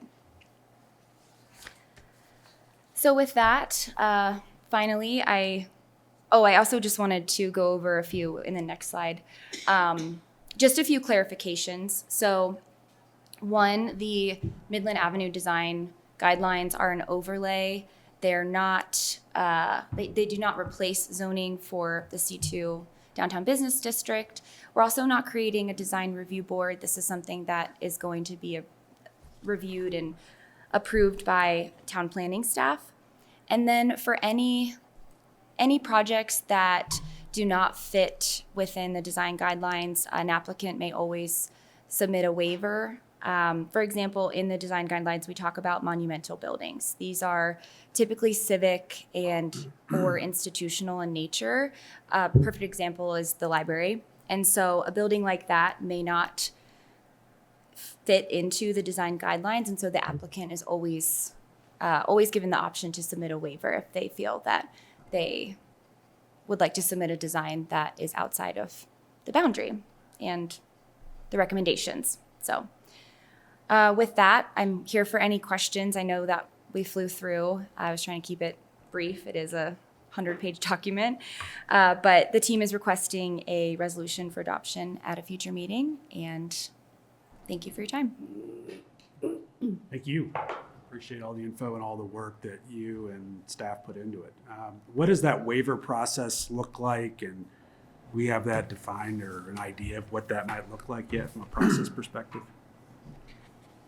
Do you want to take one? So just to be really clear about when these come into play, because it'll relate to the waiver request. So these are really for, not for use. So if somebody decides that they want to rebuild a building on 123 Midland, wherever that is, they'd still have to come in and get a land use approval for that. This is really for, so once they get that land use approval, which you would all see, then staff would go through these design guidelines to say, oh, look, they do have windows that are matching the design guidelines here.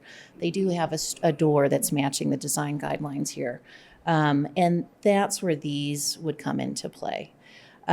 What these are not doing is saying, you can't build that, or staff is going to decide whether that building is acceptable or not there. It's saying, hey, we have some architectural themes that exist on Midland in our historic districts. A waiver here, it would just depend on what it is. So let's say we've talked a lot about glazing, so that you have this window and architectural style that is similar to what's already happening there and reflects that. If someone came in and said, you know what, I have to have a window that's 4 inches bigger than the recommended guidelines, can I have that? Because there's a structural element of my building that makes it impossible for me to have windows of this size, then there'll be a form. And that's also something we're kind of working through in here as well. So that would be a request. Now, if someone came in and said, you know what, I'm not really interested in doing a building that looks like this. I'm going to scrape 123 Midland Avenue, and I want to do something that's just not historic because I think my design's more interesting than that, then that's going to get kicked up to you. So the waiver and what happens at an administrative level is really limited to things like, well, we can't do a door that size because our building has got some structural restrictions. If it's something significant, that we don't want to be, our staff doesn't want to be in charge of that. So it's going to get kicked up to you, if that sort of answers it. It does, and you kind of answered the other question I had, which is like, how does the design guidelines fit over the zoning? So it sounds like, if I played it back, that it kind of clarifies some of the design considerations, like of augmenting the land use code.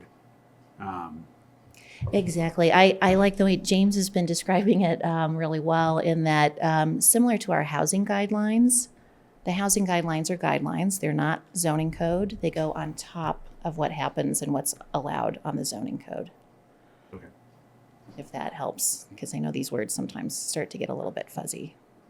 And I would just reiterate that the full details of the appeals process are included in the guidelines as well, in section 7.1, if you guys are interested in reviewing what that looks like as well. Thank you. What other questions or comments to fellow counselor staff? Did you have much direct interaction with owners of businesses on Midland? Do you feel like you got a good amount of like face-to-face and conversation and input from them? We did. In our first open house, we had many business owners come, and I've actually met individually with a few of them as well and gotten their feedback and flipped through the guidelines with them. And so we've incorporated that feedback as well. Okay. So they were generally really well received. You are going to be challenged if somebody asks to relocate their building on their property. And that's the question that came up earlier in public comment tonight. And that's something that you're probably going to need to think through on whether you want that to be part of these design guidelines or not.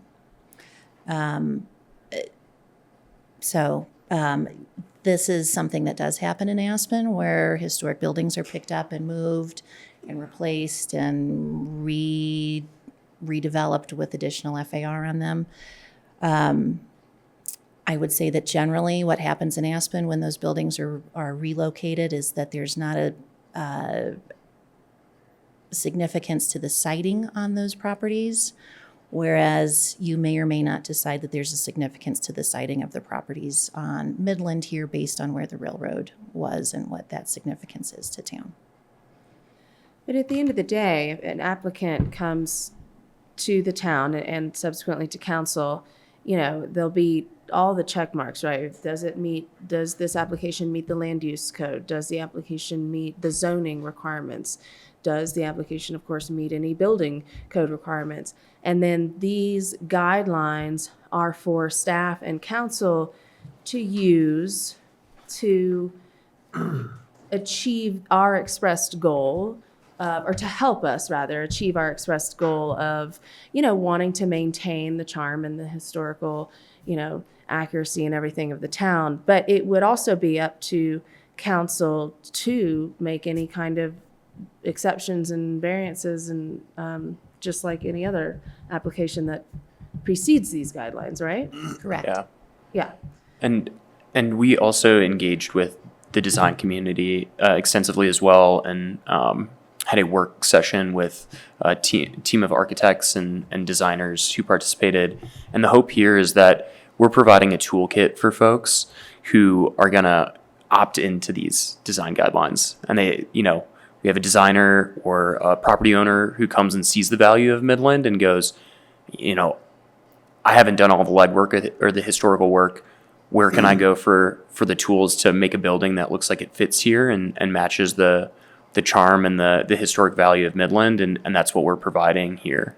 Well, and a toolkit for this council and future councils. Correct. To Yeah. be able to easily reference and say, okay, somebody has done this work, has studied this. These are the similar architectural, you know, elements that are present. Do we want to stay with that? Right. Driving discussion points on those applications, basically. Right. Yeah. Okay. That was a good question. And how important do you feel like it might be in a situation like that to have other business owners in this new district approve of a new building that might not fit exactly within the guidelines? Do you feel like their buy-in is important and might be worth finding out before it would come to council? I just think of like in a neighborhood scenario, if this is a new designated district, isn't that something you do when you change a PUD or something? You have to get buy-in from your neighbors. Yeah, and this would not replace the development review process. So any new development application that would require land use approvals would still follow the same processes that we use for land use approvals currently. So if there is something that, you know, goes to the level of requiring public noticing, that public notice would allow the ability for public comment for adjacent property owners or for anybody who's concerned or interested in the community at a, you know, planning commission meeting or a town council meeting. So that would come before it would ever get here. Yeah, and there's no additional level of a requirement through the design guidelines other than what's currently required in the development review process. Okay, that's good to know. So what are our next steps? So tonight, go ahead. Go ahead, Rick. Couple things. The branding, the discussion around branding downtown Midland Avenue and the core of Basalt keeps coming back. And I think that's something that popped up in the candidates forum the other night is what attracts people to our community?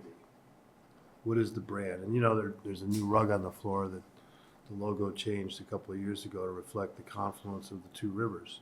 Your comment about the library, I'd like to hear more about, you know, that wouldn't fit into the Midland Avenue sort of design. Is that what I heard? The way that we have the guidelines written now, that would be a monumental building where we discuss how that use isn't fitting within the There was district. a specific reason it was designed the way it was, and that was to have a north-facing window that you could look at Basalt Mountain. And that's why that is designed the way it is. And it also fronts a wetland park there, which honors our riparian habitat and so on that we have. And the same with the post office. We did get architectural control over the post office, but we didn't get lighting. And my concern with the interrupting the messy vitality that Rappaport came up with a long time ago up in the HPC work in Aspen was a statement that said, you can preserve it, but how do we maintain this brand of interesting architecture, smaller buildings, streetscapes? And, you know, another word that caught my attention in here was additional policies, additional criteria, a certificate of appropriateness. To me, that sounds like, you know, 1984 Orwell kind of oversight. And I think what's great about Midland is it has evolved organically over the last 125 years, which is our birthday coming up, by the way. And even as just a short time ago in 2000, the Washington Post identified it as a quintessential mountain town. And the phone started ringing off the hook here in Town Hall for people that wanted to come here and locate their businesses and move here. And, you know, it created a strong momentum to do a lot of planning around our riverfront and things like that. And I just, sometimes taking things away is also enhancing what the environment looks like. You know, some of the things, you know, it was necessary to do all the improvements we did on Midland Avenue, especially under the surface. But now we have some feedback on other things that have popped up that are you know, bothering people.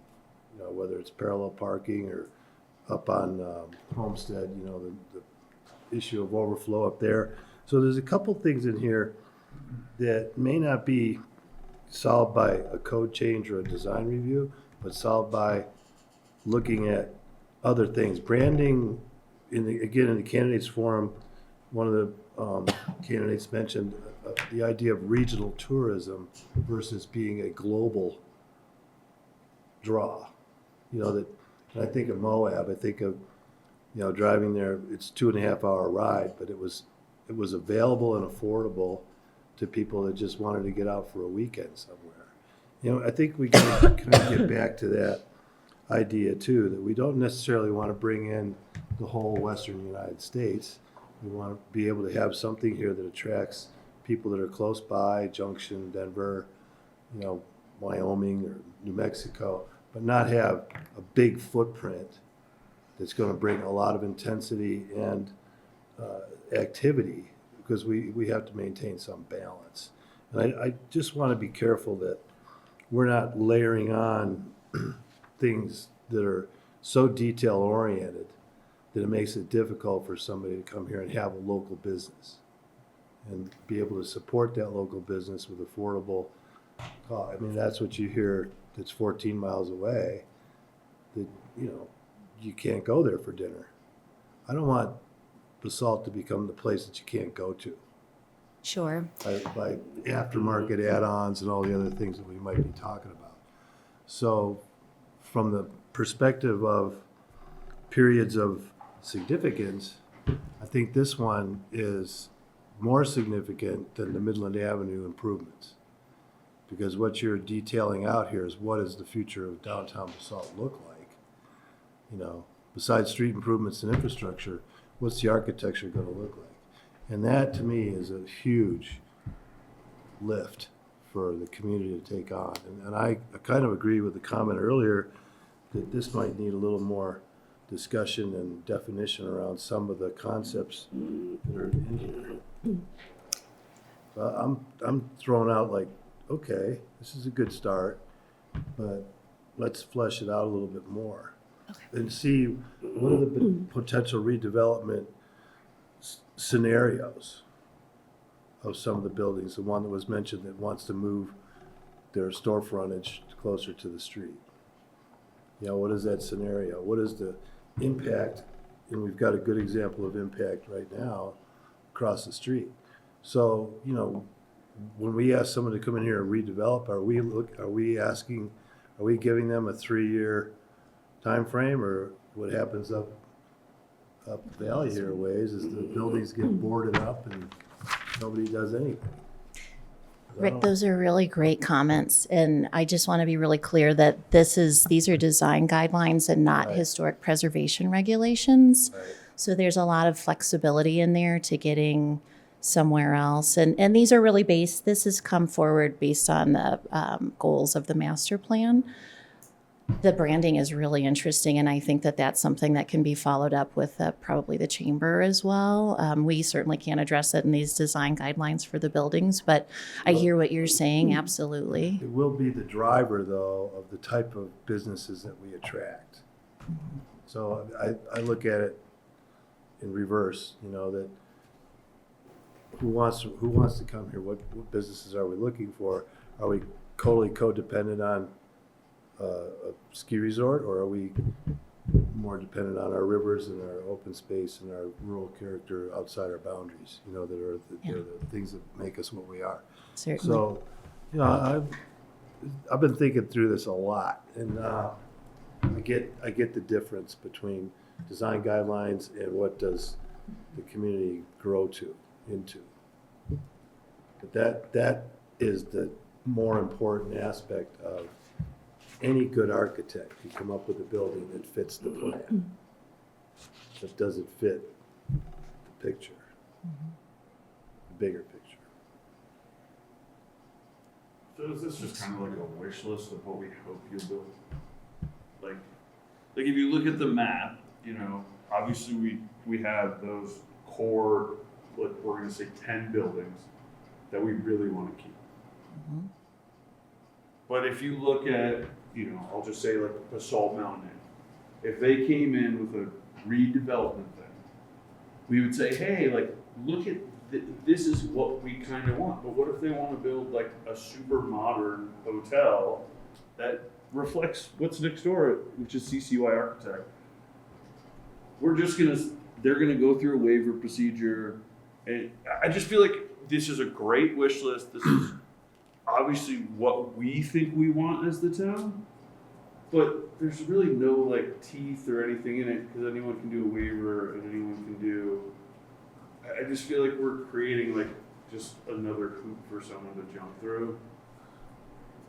When I think we're trying to protect some buildings and then maybe not others. Like, you know, if someone comes in and wants to buy out whatever the building is we just condominiumized, that's a weird 1970s building, and they want to do something completely different, we're saying, hey, here's our guidelines, but you could also do a waiver. So like, Sure. Well, I mean, the waiver, it would still come to us, and it would still be, like, to Angel's point, something that we would have to kind of adjudicate based on the guidelines. The guidelines are there to help, you know, steer people. And I agree with we should double click into some of these areas to look at, you know, what are we actually saying to, you know, let's make sure that we're all on the level that it's aligning to the master plan outcomes. But yeah, I mean, that would come to, I mean, somebody's like, no, I don't want to. I mean, like, for example, if there was an application that kind of didn't even comport to this underlying zoning, I mean, that would still come, and then you guys would probably recommend denial, you know, as an extreme example. I mean, it would be something along those, or they would just be discussion points if it were some, you know, design guideline items that were, you know, not conforming to, or their design wasn't conforming to the guidelines. And it would be discussion points, but they wouldn't, you know. We're already kind of in that boat, I guess, is the point I'm trying to make, where somebody could show Here's up. how I see it being useful is that, let's say a building changes hands and they want to redevelop it, and the application comes before us, and someone starts to bring up, well, does this really fit in? Well, that's a really vague, you know, does this fit in with Midland? Is this really the feel we want for Midland? Because those would be things that would be said and be brought up, whether it would be from public comment or by counselors or staff, you know, is this really fitted? I see this as a helpful, again, just like a tool in the toolbox to say, well, what does that mean? Let's make it more objective and less subjective about what it means for this development to fit in. And then at least we have that information in front of us because the work has been done. This is what exists. This is what, you know, is there. And then council can have that discussion and decide how much you want to apply it. But I don't know. To me, I think it makes it makes it a little less gray area, a little more black and white, and a little more objective, less subjective. Yeah, for the design team to kind of have something to aim at. You know, And for council to be able to say to like, judge it against. oh, you know, I didn't like it, but now I have some information to actually say why I don't like it, or, you know, throw it out the window, whatever. To me, it's more, there's more to redevelopment. The problem with redevelopment is expansion. And that's what we're seeing everywhere, is people want to redevelop a property to the highest and best use to make the most money. And so you see these things that are expanding, and, you know, concurrency and things like this on Midland Avenue, we, you know, except for certain times of the year, we're pretty well at capacity. And if we see an expansion of businesses and square footage and footprints, then it's not gonna work. We just don't have the carrying capacity out to Route I to have, you know, that many more vehicles driving through downtown. And then we're seeing that impact up on Homestead. So there's gonna have to be some sort of equilibrium there. And I don't know what that is, but that's the other thing that fits into this. You know, there were funny discussions about getting rid of the gas station because it didn't fit. And then we realized that everybody stopped there and filled up their boat to go to Route I, and it was a heck of a place to, you know, fuel up and buy a cold six-pack or something. And worms. And worms. I forget the worms. But there's a commerce that happens here up and down the frying pan that has to be, you know, looked at. And I see this being a good tool, but I also don't want it to just be a piece over here and a piece over here. Somehow something's got to cross-pollinate it. Maybe that's council and the community. I think in general that guidelines are more helpful than harmful, and I think ambiguity wastes time. I think it wastes the time of the person that is potentially redeveloping a business, you know, a building, starting a business. I think rules, guidelines are a helpful jumping off point in general and save time for everyone. And if there's a mechanism to circumvent a guideline or a rule for a reason, and we have that in place, it's good with me.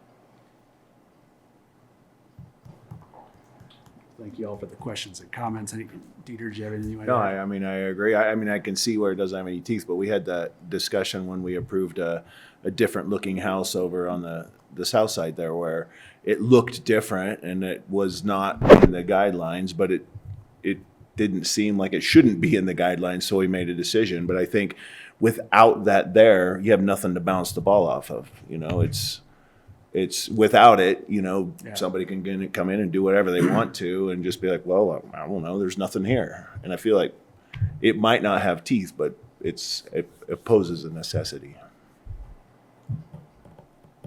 No, thanks. That's a good point. For next steps, what do you guys have planned? And should we? I think we should have an opportunity to kind of look at some of the bigger sections of rocks and just kind of talk about what they mean. You know, as part of the process. I don't know if that's a work session, maybe, but what were you guys thinking though? So yeah, the hope was to come back with a resolution, and we have provided a final draft of the design guidelines as a part of the packet. And if there were large sticking points that you guys had that you wanted to come back with, we'd be more than happy to discuss that as well. I think we're going to need a little help kind of looking at it from a planner design lens as far as like here's what here's how to look at it. Here's some sections, here's some, and kind of guide us through it, at least me, flipping through it. It's just, it's a lot to consume, but I think looking at, kind of the overarching sections, what they, help us out a little bit, especially some of the stuff that's more, maybe subjective in there. I mean, it's all subjective technically, but I don't think awning, was the awning connected to the middle? I saw that, okay, but like there's probably some other stuff in there that's more, might merit some discussion, help us understand. Yeah, we can certainly schedule a work session so we can go through in a little more detail the bits and pieces. Is there a list of definitions in the document? There is, there's a glossary at the end. With Section diagrams. 7. Yeah, with diagrams. It's technically section 8. It's at the end. One more quick one is mitigating the risk that may come to the town from having variance and opportunity, things to moving targets and so on. I think we've had any number of threatened lawsuits and actual lawsuits on different parcels in the area that have come through processes for a few years and stalled out, and then they were resolved through litigation instead of through negotiation. So I want to make sure there's a strong risk management element in whatever we're going to do in downtown, that it's defensible and that we don't have to deal with a year and a half of back and forth with hearings and all the other stuff. I didn't explicitly say that this in this presentation, but the guidelines are only applicable to new development. And so all of the existing conditions that you see on Midland today are grandfathered in, essentially. It's not like these guidelines would take place and go into effect and then everybody is non-compliant on Midland. No, I know that. I'm just Okay. Yeah. Just to but we haven't clarify, I know I didn't say it. Too much trouble with people that are already in a building. It's the ones that want to be in a new building or a new project. So This may be a good opportunity to do a work session with P&Z, actually. Like, we've talked about when to collaborate, like do one work session with them just to kind of get that cross-pollination with their questions and comments if they still have them. Yeah, they've recommended approval of the document. They've been through 2 meetings with this. So, I mean, we certainly can invite them. And I think we could summarize quickly for you that there generally weren't any major sticking points from that group. They were really excited about these. So it's also maybe a group of people who use the code a little bit more. So we're able to digest it, but we can certainly invite them in. I think that'd be good. What do you guys think? sure, let's do it. I was down for some collaboration. At the risk of seeming a bit dull, I haven't seen the full document. Where is it? So the full document was too large to fit in the Okay. packet. So it was linked in this. It It was was a linked in link. this staff memo. Yeah.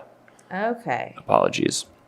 So yeah, you'll see in the attachments section. Attachments link. Okay. Yeah. I haven't seen that done before, maybe. So I was like, what am I missing here? It is over 100-page document with lots of graphics. So it was too large to fit in the packet. In the packet. Okay. Great. Any other questions or comments for tonight?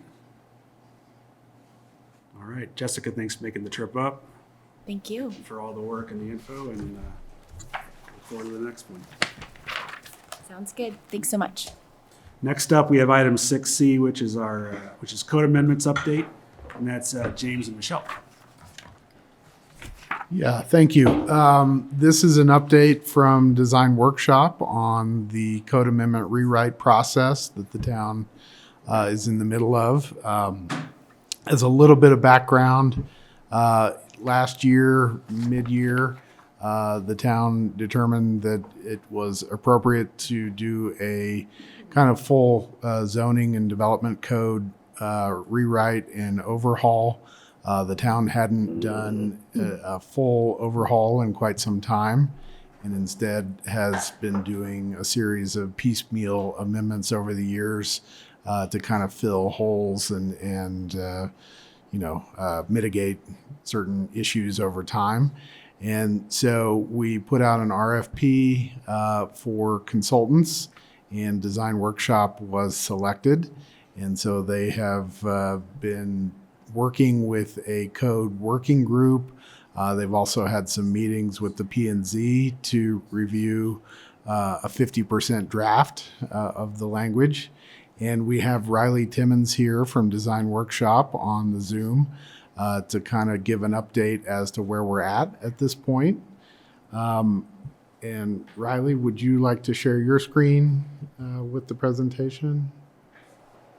Yeah, I'd be happy to. Thanks, James. Okay, thanks.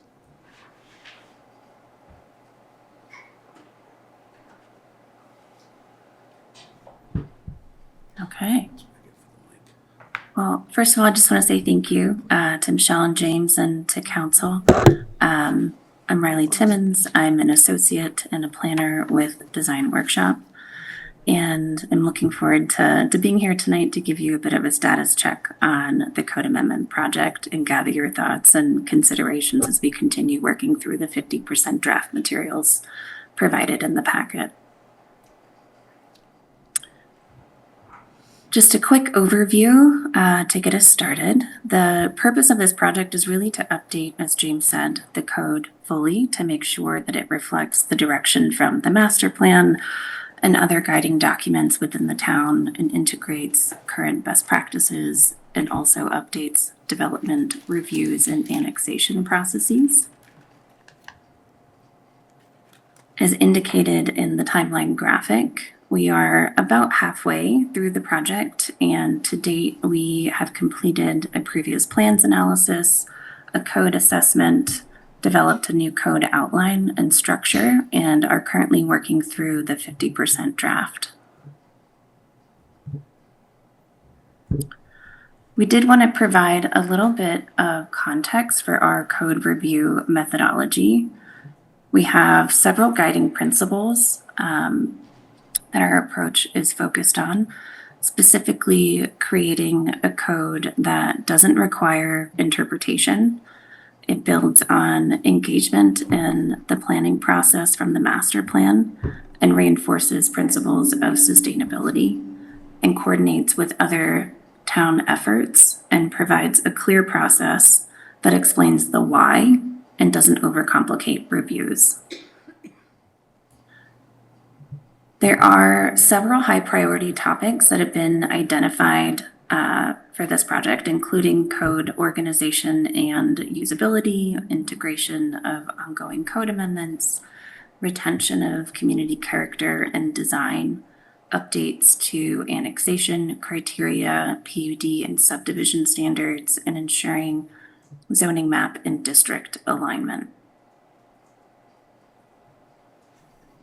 The proposed framework for the code really focuses on 3 pillars. So the way that we have approached our code analysis and how we've been documenting the 50% red lines is based on this structure, where we're looking at identifying changes that are simple and structural, administrative, and or related to enforcement, or identifying new policy concepts which would relate back to the master plan and or other guiding documents. The code structure itself has some changes, primarily high-level changes to the table of contents, consist of repurposing the previously reserved Chapter 14 for annexations and separating the current zoning chapter into 2 separate chapters, zoning and development. The zoning chapter now includes zone district definitions and regulations, while all remaining articles that were previously contained in the chapter have been relocated to Chapter 16, development. Chapter 17 has remained the same. We lost your audio. I don't know. Oh, can you hear me? Is that on your end, Riley, or did we lose it from grassroots? Riley, please speak. Can you hear me?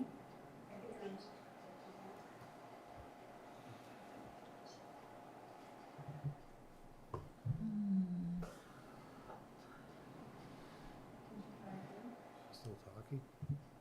Riley, we think it's on your end, likely. We lost the mic. There we go. We got you. Can you hear me again? Okay. Yes. So sorry, not sure what's going on. It's showing that my audio is working on my end, so I'm not sure if it's a connection issue or not. Where did it cut out? And I'll pick back up there. Not sure. Just roll. Yeah, start that slide again. Okay. Great. So there are kind of high-level changes to the table of contents. As I was saying, the revisions primarily are repurposing Chapter 14 for annexation and separating the zoning chapter into two separate chapters, zoning and development. And Chapter 17 has remained the same. Chapter 14, revisions to the annexations chapter, are primarily structural and procedural. So limited changes focused on underlying policy. Updates to Chapter 15 focus on reorganization and clarity. So definitions from Chapters 15, 16, and 17 have been consolidated and categorized to reduce duplication and ambiguity. Supporting graphics will be added where appropriate. Articles have also been organized by use: residential, commercial, industrial, other, and supplementary. Chapter 16 is established as a standalone development chapter, so it consolidates development standards, discretionary review procedures, administrative processes that were previously distributed across multiple chapters.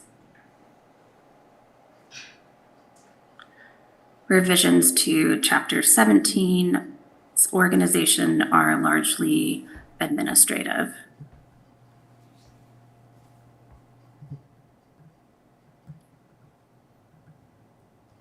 I'm going to provide an overview in a little bit more detail by chapter, which corresponds to the table within the memo.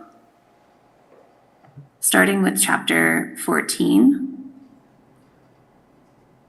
Chapter 14 has been reorganized to include Colorado annexation and disconnection statutes, including clear references to statutory requirements and the addition of applicability language to clarify when annexation procedures apply.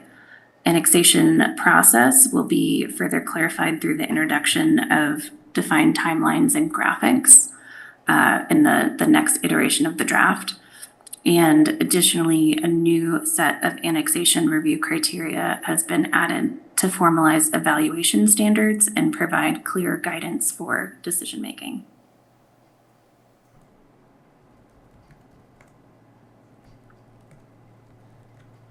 Chapter 15 structure has been revised to more clearly distinguish between residential, commercial, industrial, and other zone districts. A key policy change here is the introduction of conditional uses across all of these categories, allowing for greater land use flexibility while also allowing for discretionary review. Several of the specialized use regulations, including medical marijuana and natural medicine uses, have been relocated to other chapters to help with organization. We also see the introduction of land uses, which are kind of formally categorized into a new section, and additionally, the Developing Resources District has transitioned to a legacy district.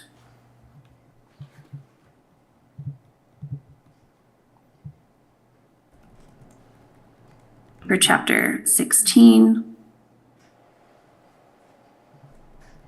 which includes environmental and hazard-related regulations, you see hillside, floodplain, and environmentally sensitive area standards have been consolidated into unified articles for clarity. There's also been consolidation of expedited review opportunities, which are introduced to allow staff level approval of insubstantial PUD amendments, affordable housing development, and the administration approval of certain parking reductions. We also see some new policy additions in Chapter 16, including dedicated ADU article, formal conditional use and special review procedures article, standard development sections to standardize review pathways, and provisions that respond to Prop 123 requirements.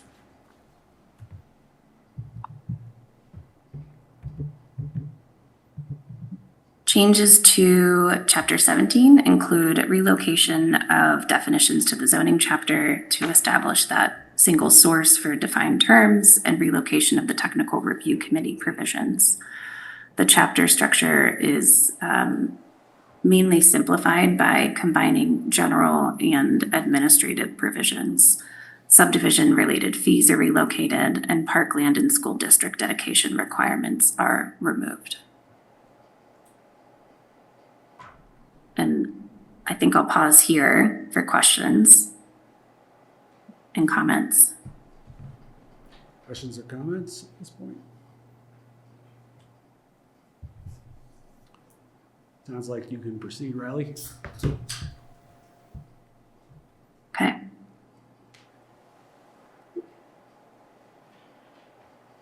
Great. So we are working through the 50% draft.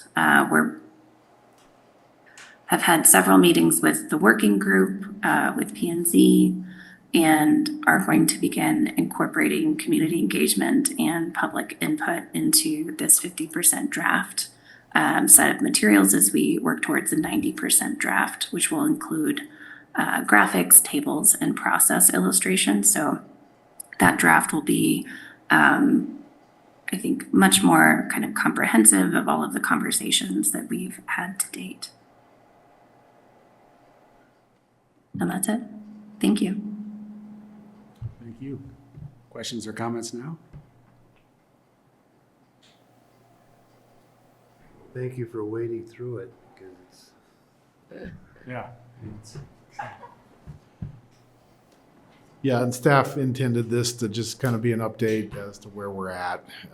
Certainly, you'll get more detail as we get further along in the code process. Cool. Great. Well, thank you very much. We can move on to our next item. special skill set. Next up, we have council actions. The first is item 7A, continue first reading ordinance number 5, series of 2026. Ordinance of the Town Council of the Town of Basalt, Colorado, amending the town code with the addition of section 8.8 regarding utilized automated vehicle identification systems and amending the penalty schedule in appendix C of the town code. Aaron, Chief, welcome back up. Thank you. Appreciate it. Jeff, the floor is yours. Do you want to begin? Or? Sure. Yeah. Again, I'm here in the first reading. I hope answered some of those questions with that memo that we were able to send out. With us also too is Brandon. Brandon Knox is on the call if there's any official questions to Dacratech that we can answer. Again, first reading for the Avis cameras. I'll just add that the statute created the ability to have these automated vehicle identification systems, these speed cameras, and there are areas that are designated in the statute where you can locate them, but then you have the ability to identify these speed corridors through an ordinance, and that's what this does by identifying these 4 locations for the speed cameras. So this would create the authority to actually do this, to place speed cameras there and to enforce speeding through those cameras. It would impose fines of $40 for any violation, unless it was, and we wouldn't have this here, but there's the ability for a higher fine in a school zone. There are not any points assessed for speeding violations through a speed camera. So normally if you're speeding for going 10 to 19 miles per hour of the speed limit, it's a 4-point violation. In Basalt, if you pay it within a certain period of time, the points are reduced, and that's the case most everywhere, but in Basalt it's actually reduced to 0. But in this case, there's no potential for points against your license. It's just the fine, and that is kind of the legislative regime on this. And your next agenda item would be to approve a contract with Dacrotech for the speed camera system to actually implement it based on the authority created in this ordinance. And I'll just say this now, but I'll talk about it again when we get to that item. But a resolution is one reading, an ordinance is two readings. So that resolution is contingent upon this ordinance passing. But happy to answer any questions if you have any. Thanks, Jeff. I saw the kind of the estimated violation calculation page, and basically it sounds like the invoice is simply the just memorializing all of the per citation mailed, per citation case file closed fees in conjunction with the fines that we receive. As a net of that, right? Yep. That's what the invoice will show. Mm-hmm. It'll show like a count of here's all the tickets, here's all the fees, here's your net. Correct. Right. Yep. They were saying, because I know that was one of the things that came up last time, is like, what's this actually look like? And so that is an estimate, like, hey, but we'll see once people start changing behavior where that settles out, and then. Yeah, clearly these are just estimates, but this is something Brandon was able to provide for us, and it's just data they've used with other systems that have been implemented. So just, again, it's clear, just straight estimate guess on their part. I had a question, just to clarify. Is it $12, the fee is $12 per ticket written or per ticket paid that Dacrotech is recouping? So like, let's say 100 tickets are written, but only 50 are paid. Are they charging us $12 for 100 tickets or the 50? It's only the money received. Okay. Yes. It's going to be upside down on our bill. So Jeff, thank you for addressing the points thing, because I had that question. Yeah. My husband recently was driving my car through Glenwood. Oh, boy. Guess who got a ticket in the mail, because it was my car registered to me. And it literally was like Dacrotech, and I was like, I know them. And I started to think through all these things. I was like, well, wait a second, is this going to be points against my license because he was driving my car? And so thank you for clarifying that. So it's my understanding, it's just like a stated goal of the cameras, or at least in the last presentation, was to hopefully help reduce the burden of some of our police to be able to focus elsewhere and not just monitoring this corridor, this section of 82. But then in this presentation, there's a mention of the possibility of needing to actually add additional staff to handle the step 2 processing of tickets, which then leads me back to the uses of the revenue generated from these tickets have to be used for. So it was a misstatement last time. Okay. So we've looked into that, and the revenue for that has to just be used within that corridor for the state. But local municipalities, the way we understand it, and I'll kick this over to Jeff because he's been kind of diving deep into this. Yes. And just to like kind of round out my question is, can the revenue be used to pay the salaries of additional officers if this is, because it sounded a little contradictory, it's going to require more officers for the step 2 processing, but we're supposed to actually be freeing up officer time. Can the revenue pay to hire more officers?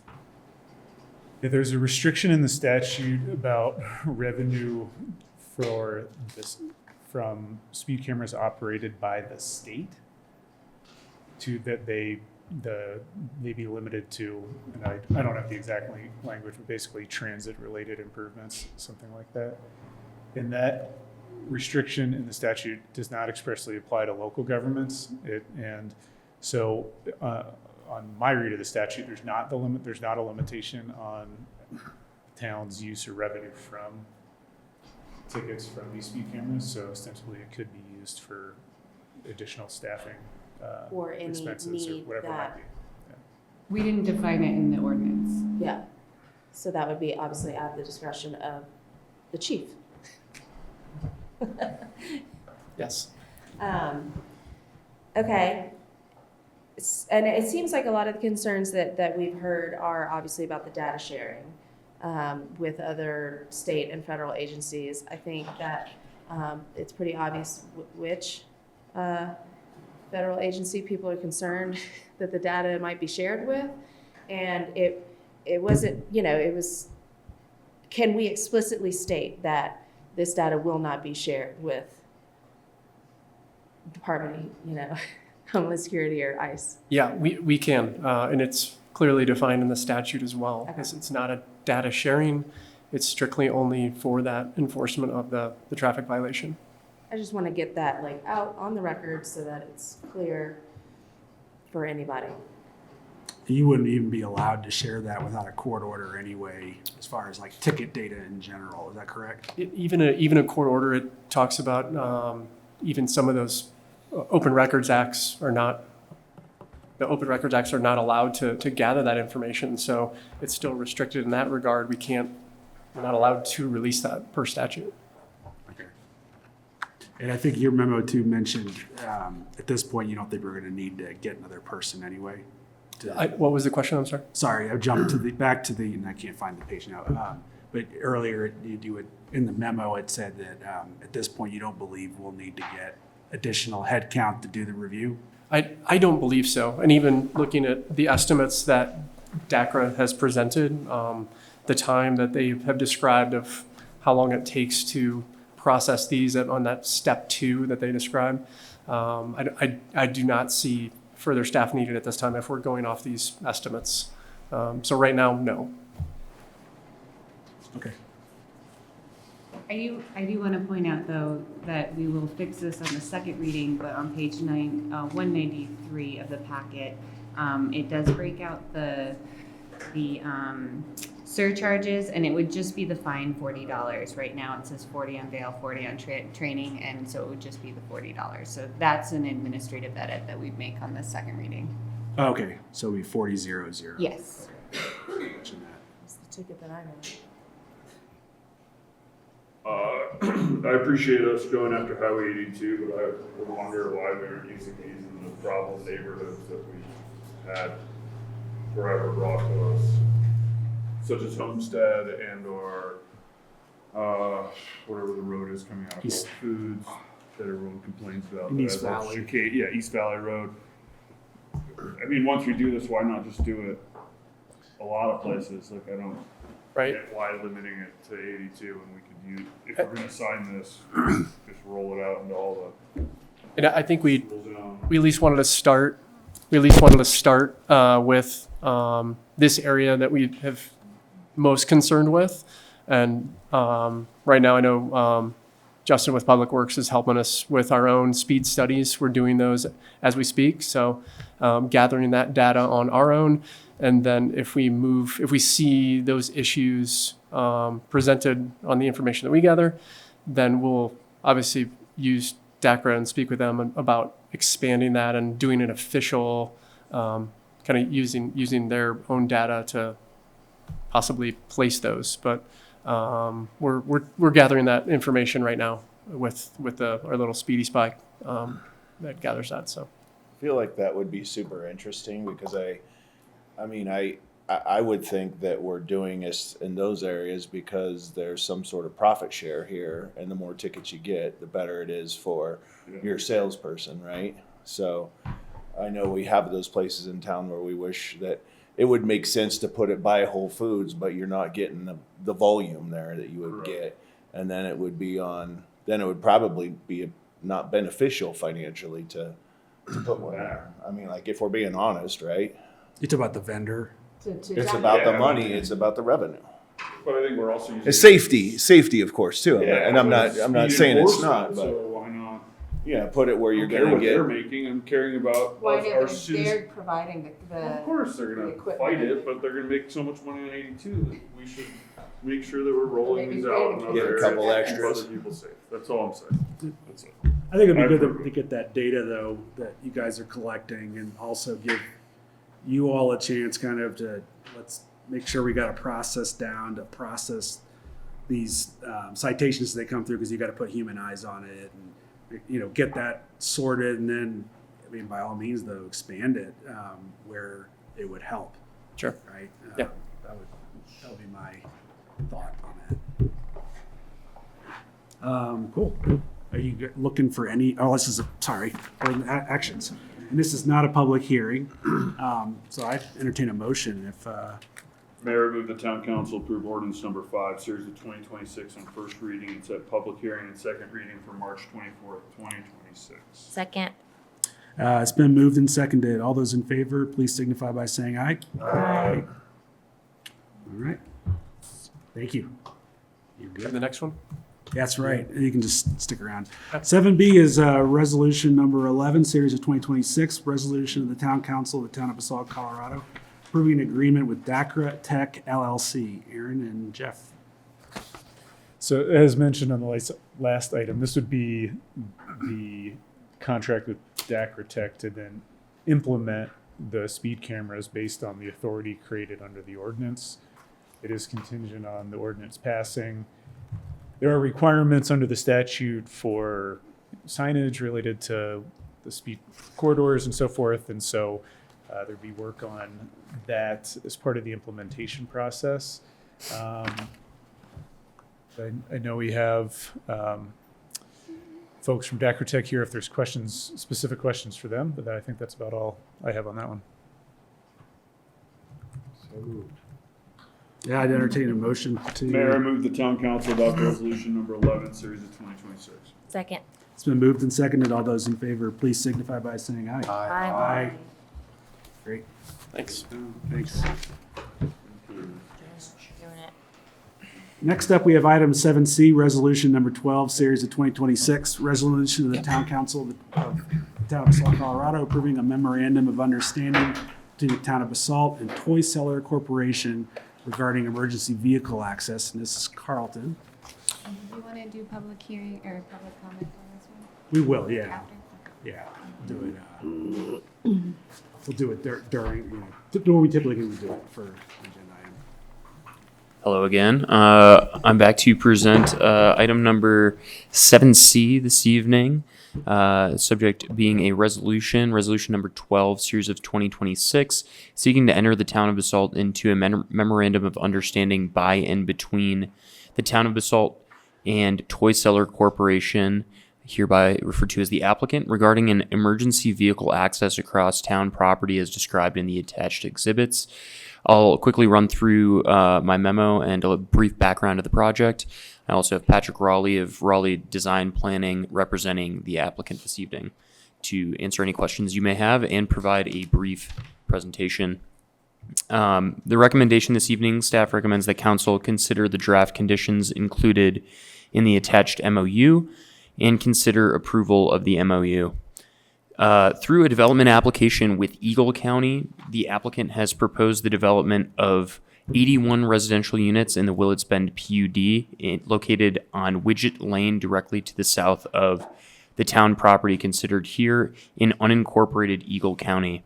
The Town of Basalt and Planning and Zoning Commission were given the opportunity to provide referral comments on this application at several points throughout 2025, and staff and Planning Commission submitted 5 separate referral letters throughout 2025 in regard to or in response to separate development application submittals for this project. During the review process, the applicant in Eagle County reached an impasse regarding secondary egress on the site.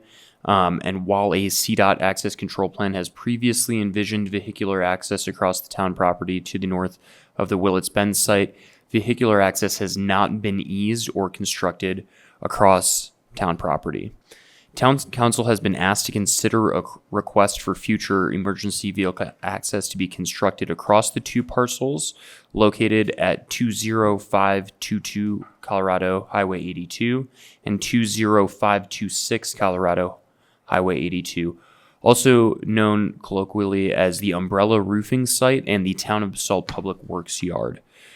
These 2 properties together are considered for future development by the Town of Basalt and are shown in Figure 1, the vicinity map in your packet, by a dashed red line Those are two separate parcels, but are considered together for the purposes of this application, or purposes of this request, rather. The Willits Bend property, which has the development application proposed on it by the applicant team, is shown in the same figure with a solid blue line.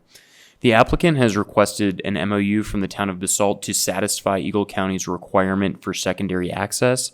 This MOU would ensure future EVA to the north across town property without encumbering the town property with an access easement at this time.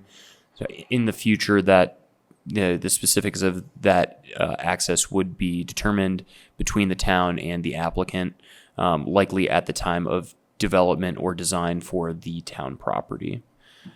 I have included related town master plan goals that relate to these sites and this potential development.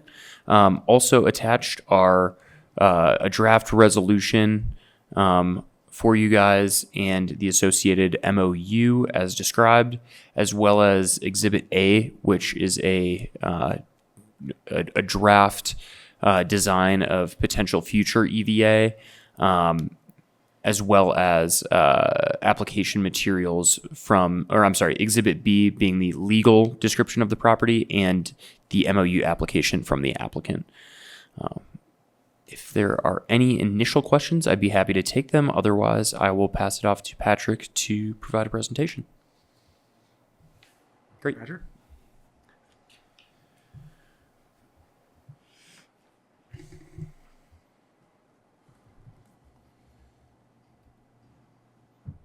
Great. Can everybody see my screen? For the record, my name is Patrick Raleigh Design Planning. I'm here on behalf of Eagle Property Capital and Toy Seller. We have some of the principals in the room if there are any questions. And I'll give a brief presentation about our request for the Memorandum of Understanding. So the project site, as Carlton just explained, is located there in yellow. You can see that there are some previously approved building sites that have gone through a PUD process through Eagle County. We are currently proposing amending this PUD to provide for free market residential and affordable housing. But this is the recorded plat as it exists today.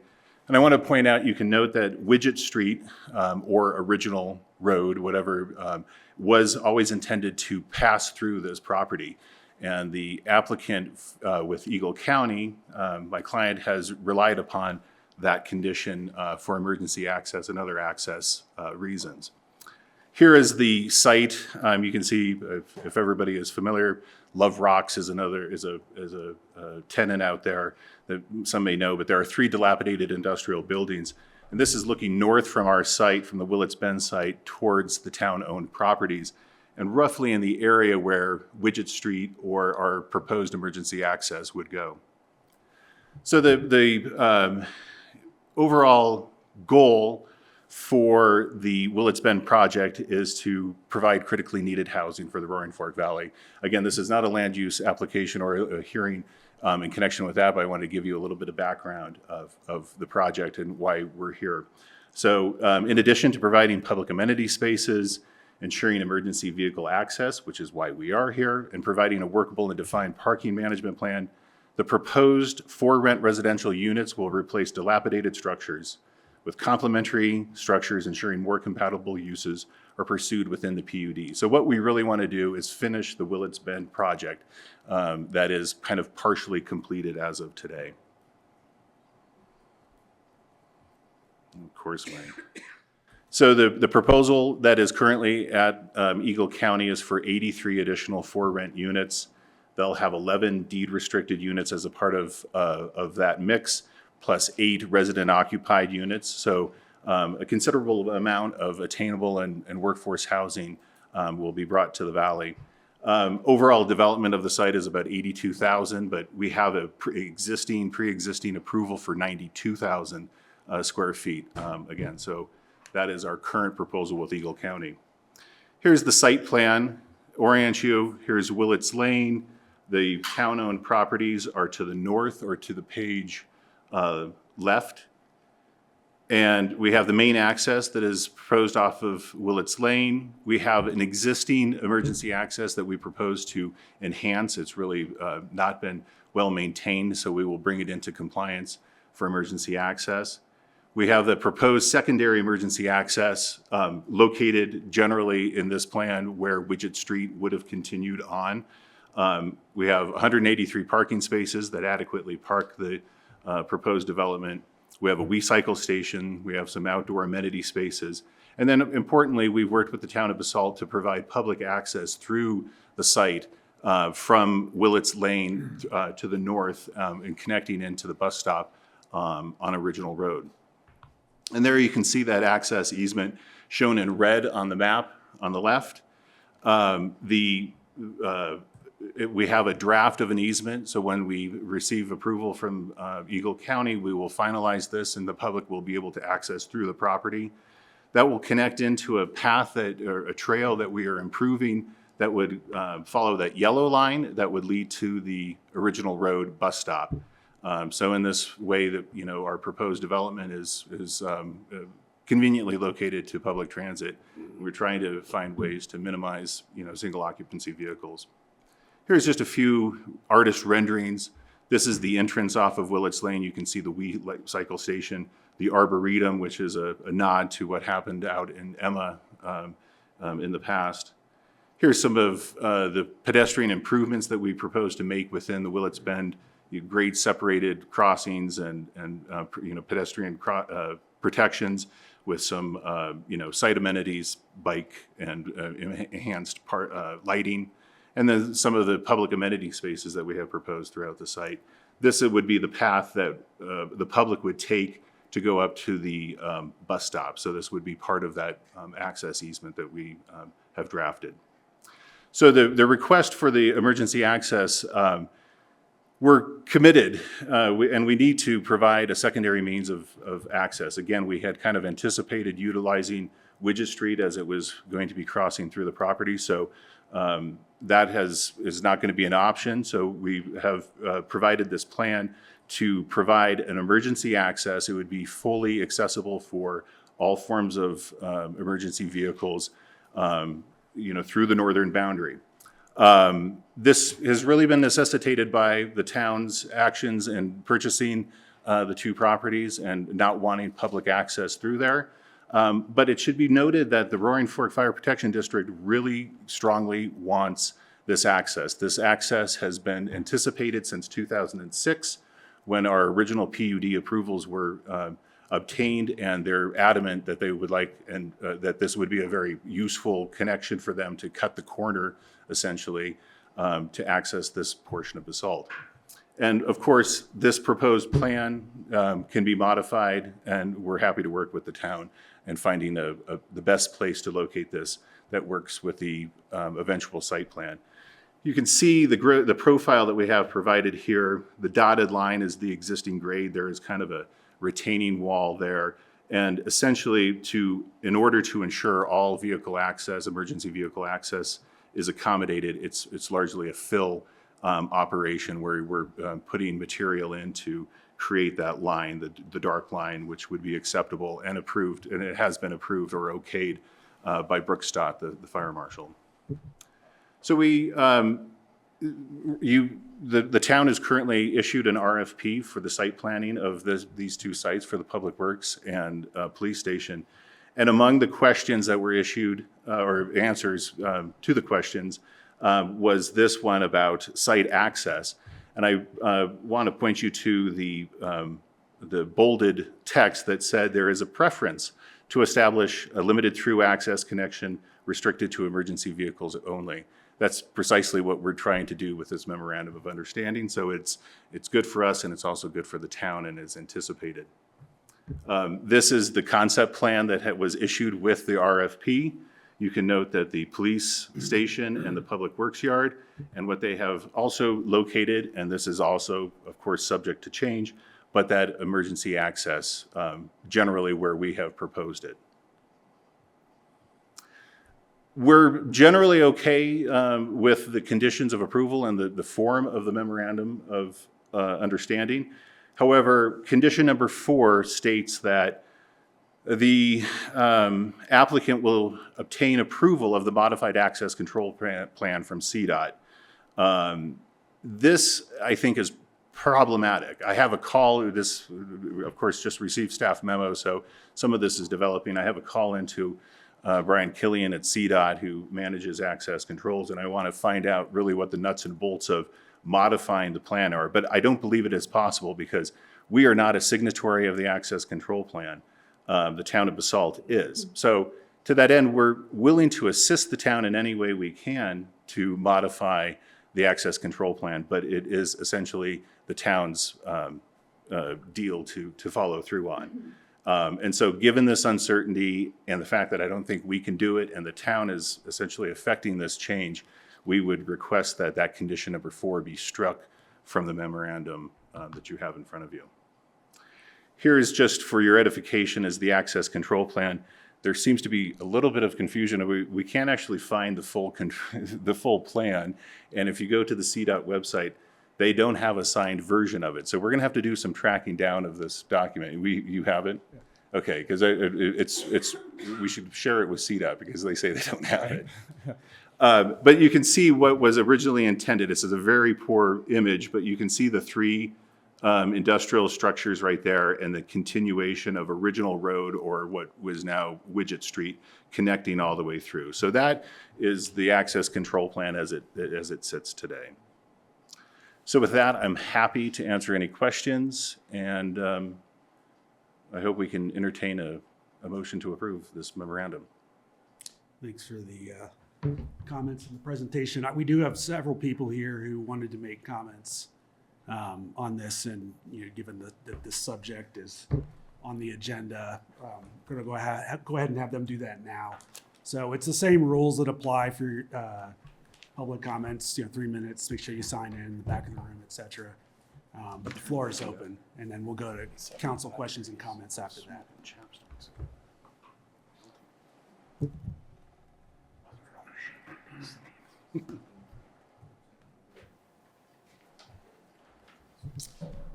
Mr. Mayor, honorable council members, thank you very much for entertaining discussion and public comment.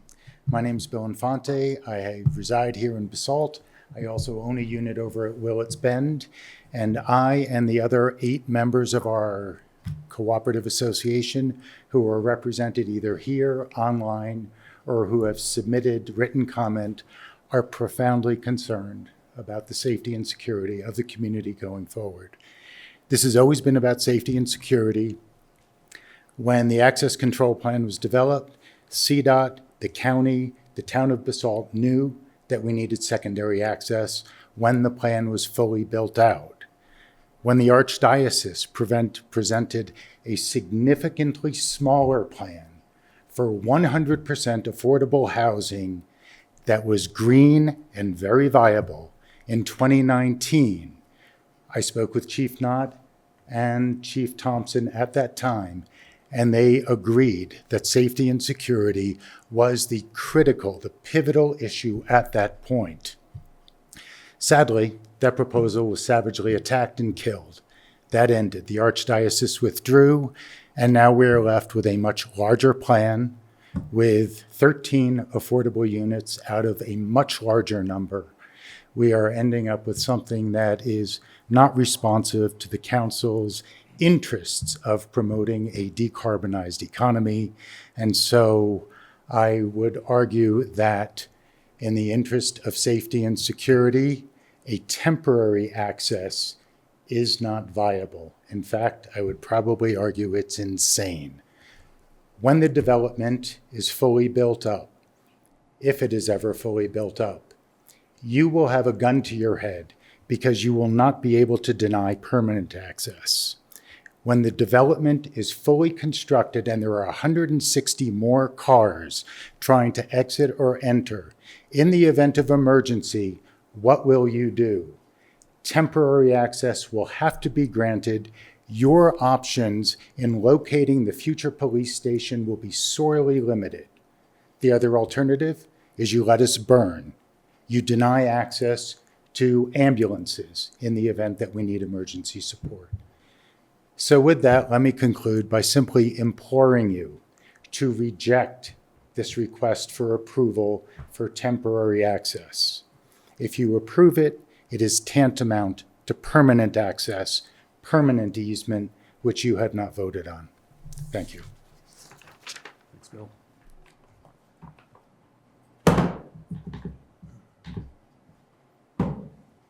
Mayor Knight and council members, thanks for the opportunity to speak. I'm a board member at Willits Bend. I'm also a full-time resident there. I also have concerns. We're not against developing this property at all. Our concerns, obviously, with Lake Christine Fire in recent memory is that the access. I think I would implore, to use a word that Bill just said, that access is not given unless it's actually full access. If we can agree to full access now, so be it. But I don't think a temporary access is really an opportunity. I think the scale is too big. There's parking issues. There's other issues. I just think there's too many people. I think it's going to be about 200 to 250 extra people in this area with one access point. So that's really my point. So thank you for your time. Thanks, John. Oh, sorry. John O'Donovan, board member at Willits Bend. Thank you.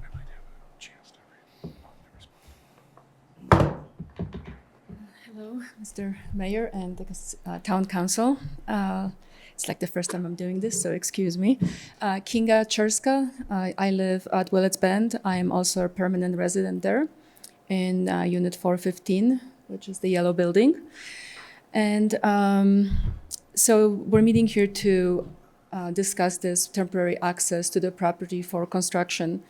And if that's granted without the town allowing for permanent access later on, I mean, there are just huge security issues and safety issues. And right now, the town specifically stated in the referral comments to Eagle County that they are not ready to give permanent access, emergency access to the property. And I just don't see how this will work out in the end because, I mean, basically the town is saying we'll give partial access during construction, and then I think you'll be forced to give permanent access through your properties, because how else will the Willits Bend be able to evacuate people during emergency? And it's just a really big concern for us. We live there permanently, and there's going to be a lot more units, a lot more people, and just how do you make sure that everybody is safe? How do you protect people? How do you access this property if Willits Lane is completely closed off? Let's say there's a complete closure on Willits Lane. How are you going to get into this complex with 200 people living there? And how will everybody exit if there is an emergency and everybody has to exit all at once? Right now, it's a very narrow exit onto Willits Lane, which even now, during the time when there's snow, not this winter, sadly, Willits Lane is backed up, and it's even hard to exit from Willits Bend property. And sometimes you have to wait 5 minutes or so to just even exit, and there are very few cars there right now. An additional 160 or whatever amount of cars it's going to be, it's not going to be safe. So I hope that you reject this proposal until there is a clear understanding of all the emergency exits out of the property. Thank you. Thank you.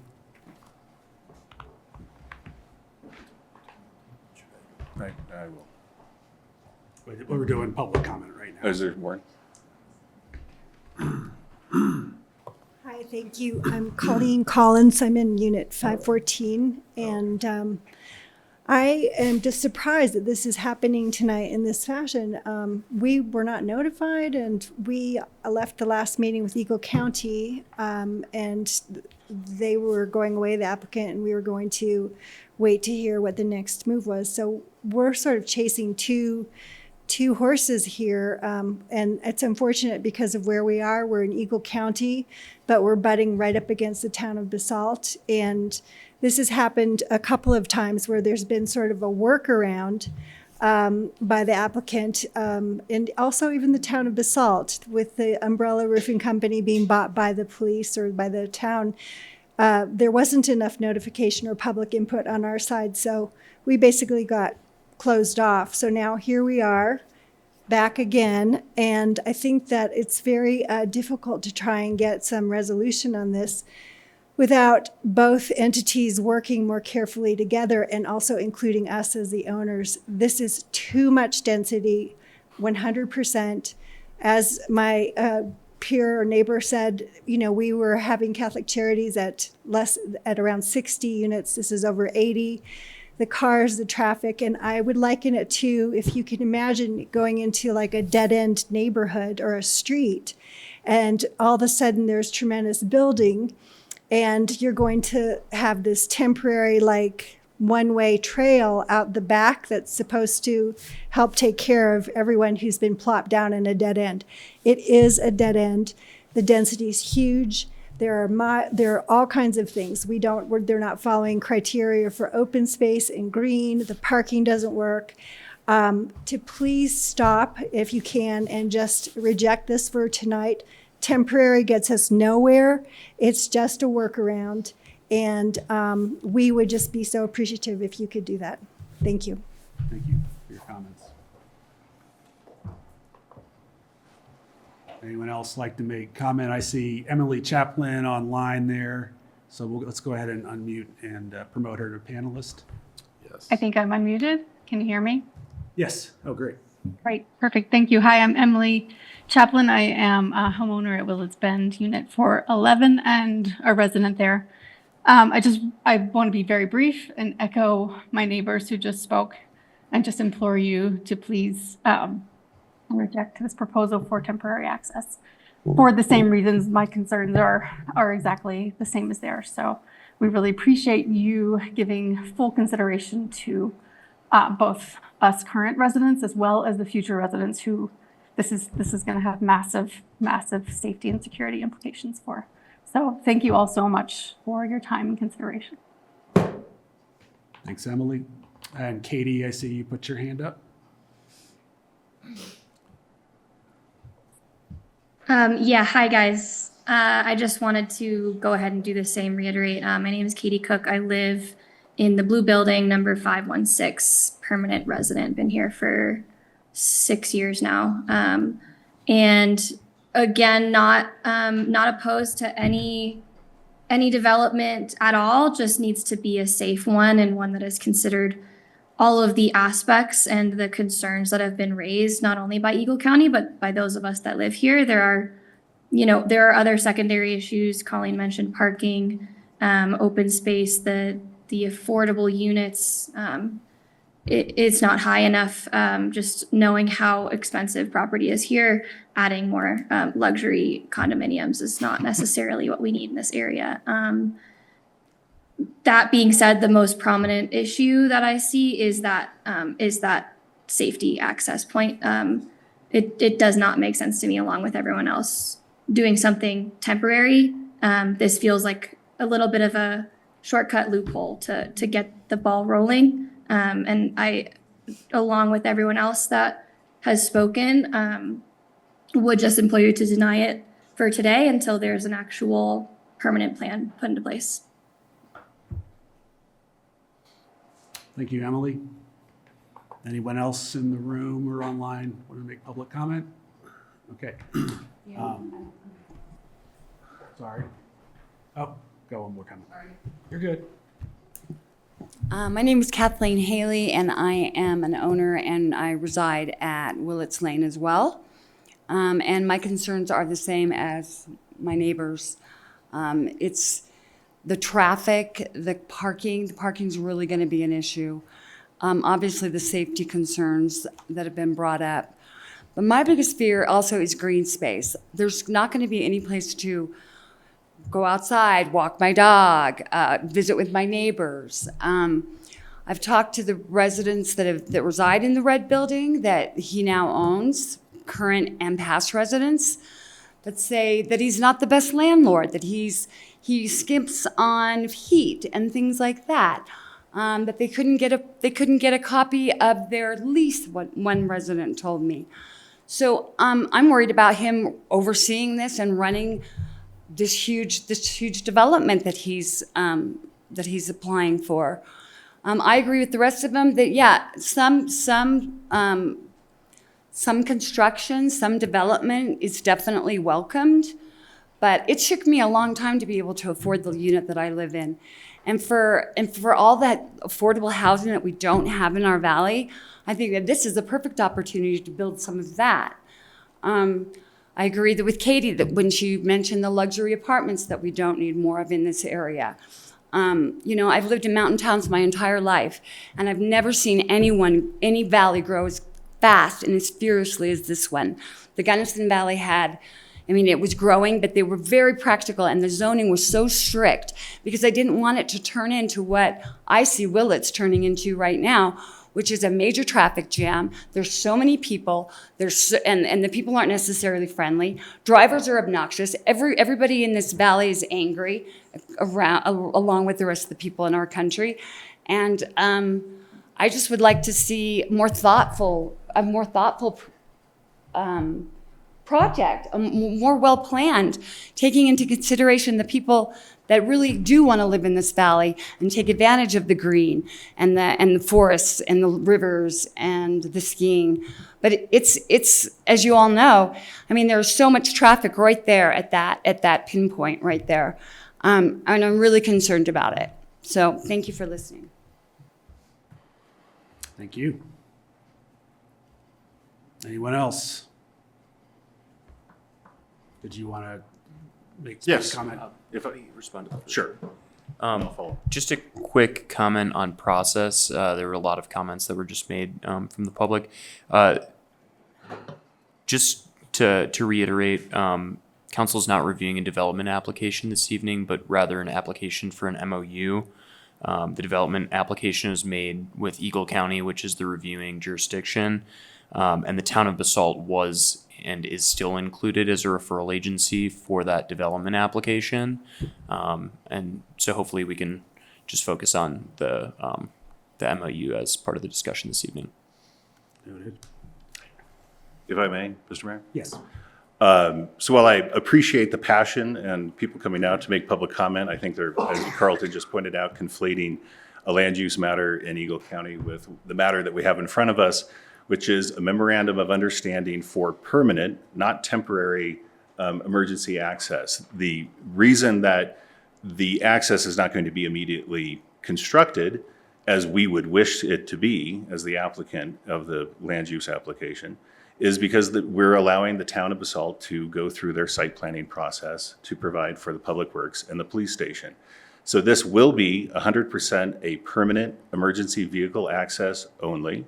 It'll be gated, and it has received the sign off of both the fire marshal and a nod of understanding from Eagle County as a requirement for our land use application. So I don't understand where the notion of a temporary access.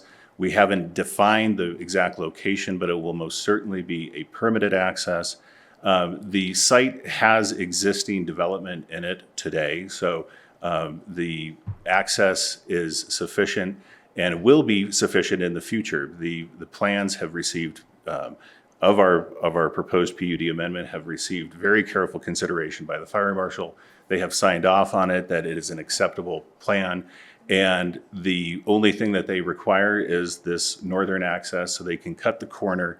And that is what we're here for, is a memorandum of understanding between the town and the applicant that once we get our approvals and everything is in place, we will put a stake in the ground, and that's where that emergency access will be in perpetuity for the fire access and emergency access. So I don't understand where the concept of a temporary access has come in. I won't address any of the other comments about, as Carlton has pointed out, this is not a review of our land use application, which sits in Eagle County. So thank you very much. Thank you. Questions or comments? Do we? Where are you in the process where are you in the process with Eagle County? We're currently at the Roaring Fork Planning Commission. We have asked for a continuance. Oh, I need Okay. Among the issues that we needed. haven't really been passed through to the commissioners yet. No, one of the issues is to identify this northern access. This is the biggest point. Thank you. Angela? Do you have any documentation about the fire marshal approving this as a permanent plan? I don't see that in the packet. Do you have Like a We letter of have, understanding? I've had numerous conversations with Brooke. Brooke has also provided numerous referral comments. They have issued, and this is all part of the Eagle County process, they have provided their very strong desire to have this emergency access on the northern boundary. So it is part of the record that I could, be happy to provide, but it's part of the record of our Eagle County proceedings. Yeah, I would have liked to have seen that in the packet today. I think just for clarification, it would be nice to see it in writing. Sure.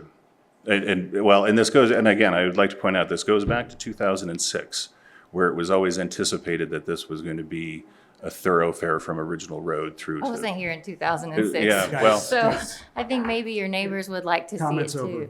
over. The floor is up. These guys have the floor.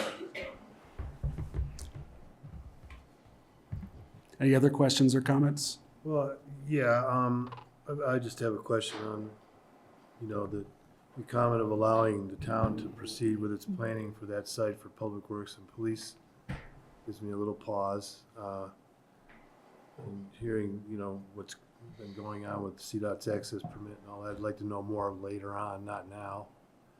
And maybe we can talk about that some other time. I don't think that the 19 units, deed restricted and affordable, meet our standard for affordable housing.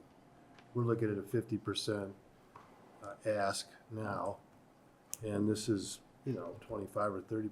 So I don't really have any real urgency or initiative or enthusiasm for approving another free market development that in the future could be part of Basalt that's less than what our threshold is. You're not approving development. This is a Please don't- memorandum. I'm not talking about approving. I'm talking about what we expect from our land use opportunities here, and it's a lot higher than what you're proposing in Eagle County.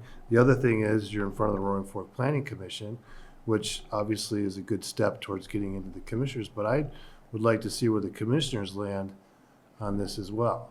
If they're gonna come back and listen to us as a referral agency, we may be asked to refer on your application at the next level. So this is just a request for us to do you guys a favor at this point, and I'm not ready to do that favor until I hear more about what Eagle County has for feedback on the project. We won't get to that point until we Will. have a memorandum of understanding, because the project will stop, so you won't have that Maybe that's a opportunity. condition of approval that the commission puts on you. Unfortunately, Eagle County does not like conditioned approvals, so we are trying to answer all of these issues. Again, Yeah. we're under the regulations I hear you. of Eagle County. I've heard you, and this is my feedback. So there it is. I think some of what Rick is maybe touching on is a thought that I had, and with your comment about the affordable housing not meeting our threshold, I think that we, in the past years, have had some developments that have been right on our jurisdictional boundaries that we haven't had much say over, and we have learned that lesson. And we haven't had much say, and we've just been a referral agency, and there hasn't really been much we can do to influence it. I feel like perhaps where Rick is going is that this might be an opportunity for us to influence, because we do happen to own the property in question, to influence a development that is not ours to make the ultimate decision on. That is where I'm not,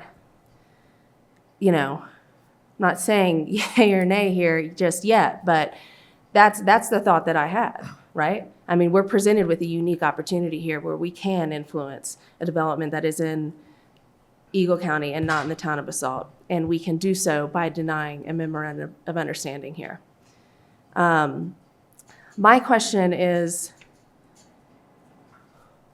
more to town staff, and I guess amongst ourselves, if we don't want to encumber our property by extending a right-of-way or granting an easement, which is stated, and, we kind of want to leave it up in the air, why would we even sign an MOU, I guess? It doesn't.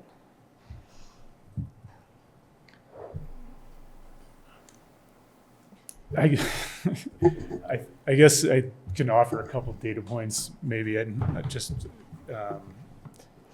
not as background on this land use application, just because I'm really not familiar with it, but just on one of the town properties. So the town first bought the property adjacent, that's part of the Mid Valley Medical Center that is within the town, where Shelton Drilling used to be. The Shelton, I still refer to it as the Shelton property.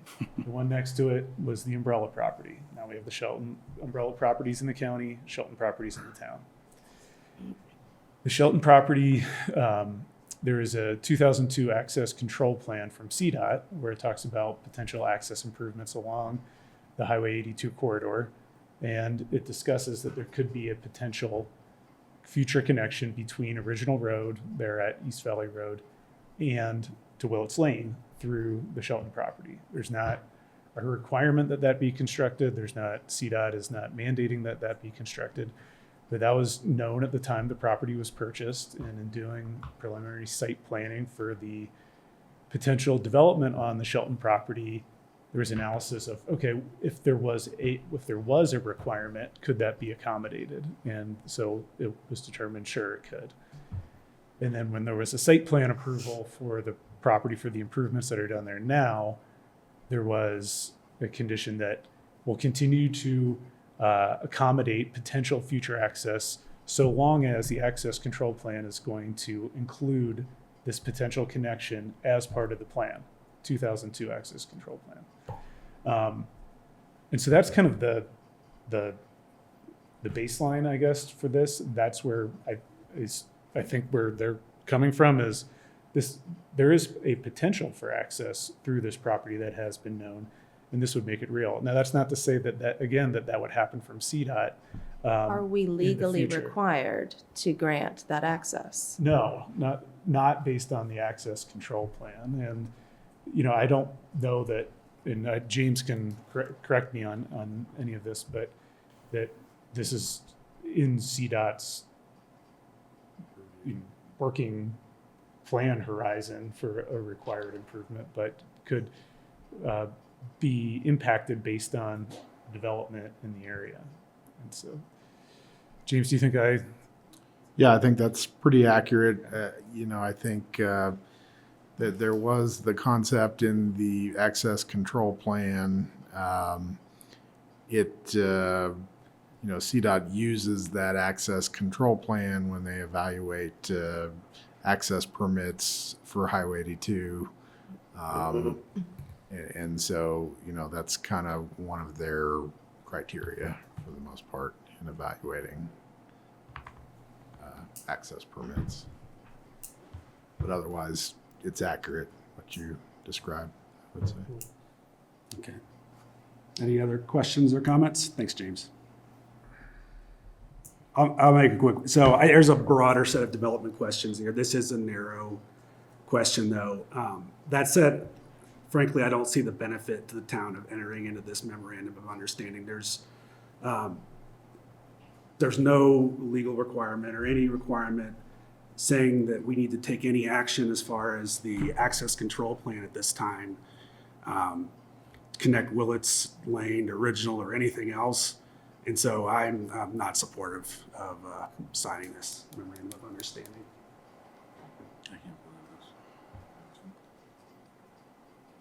Anybody else have any questions or comments? No. Or I'd entertain a motion. Mayor, I move, where am I? You can just read it as is. Oh, Mayor, I move the town. As is, it would approve I can say no to that. Oh, okay. Just read it as Read it as and is. then we'll vote. Yep. Okay, Mayor, I move that the town council adopt resolution number 12, series of 2026. Second. It's been moved and seconded. Pam, will you please call the roll? Absolutely. Let's begin with Dieter Schindler, No. Angela Anderson, No. Rick Stevens, No. Angel Dupré-Bouchard, No. Ryan Slack, No. and David Knight. No. Respectfully. Thanks for your Motion time. fails unanimously.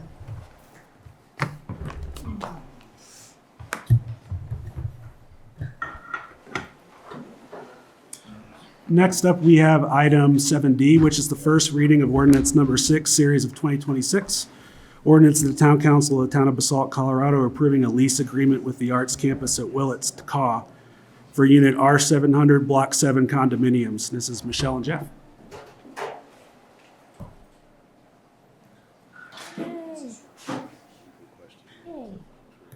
Come on up.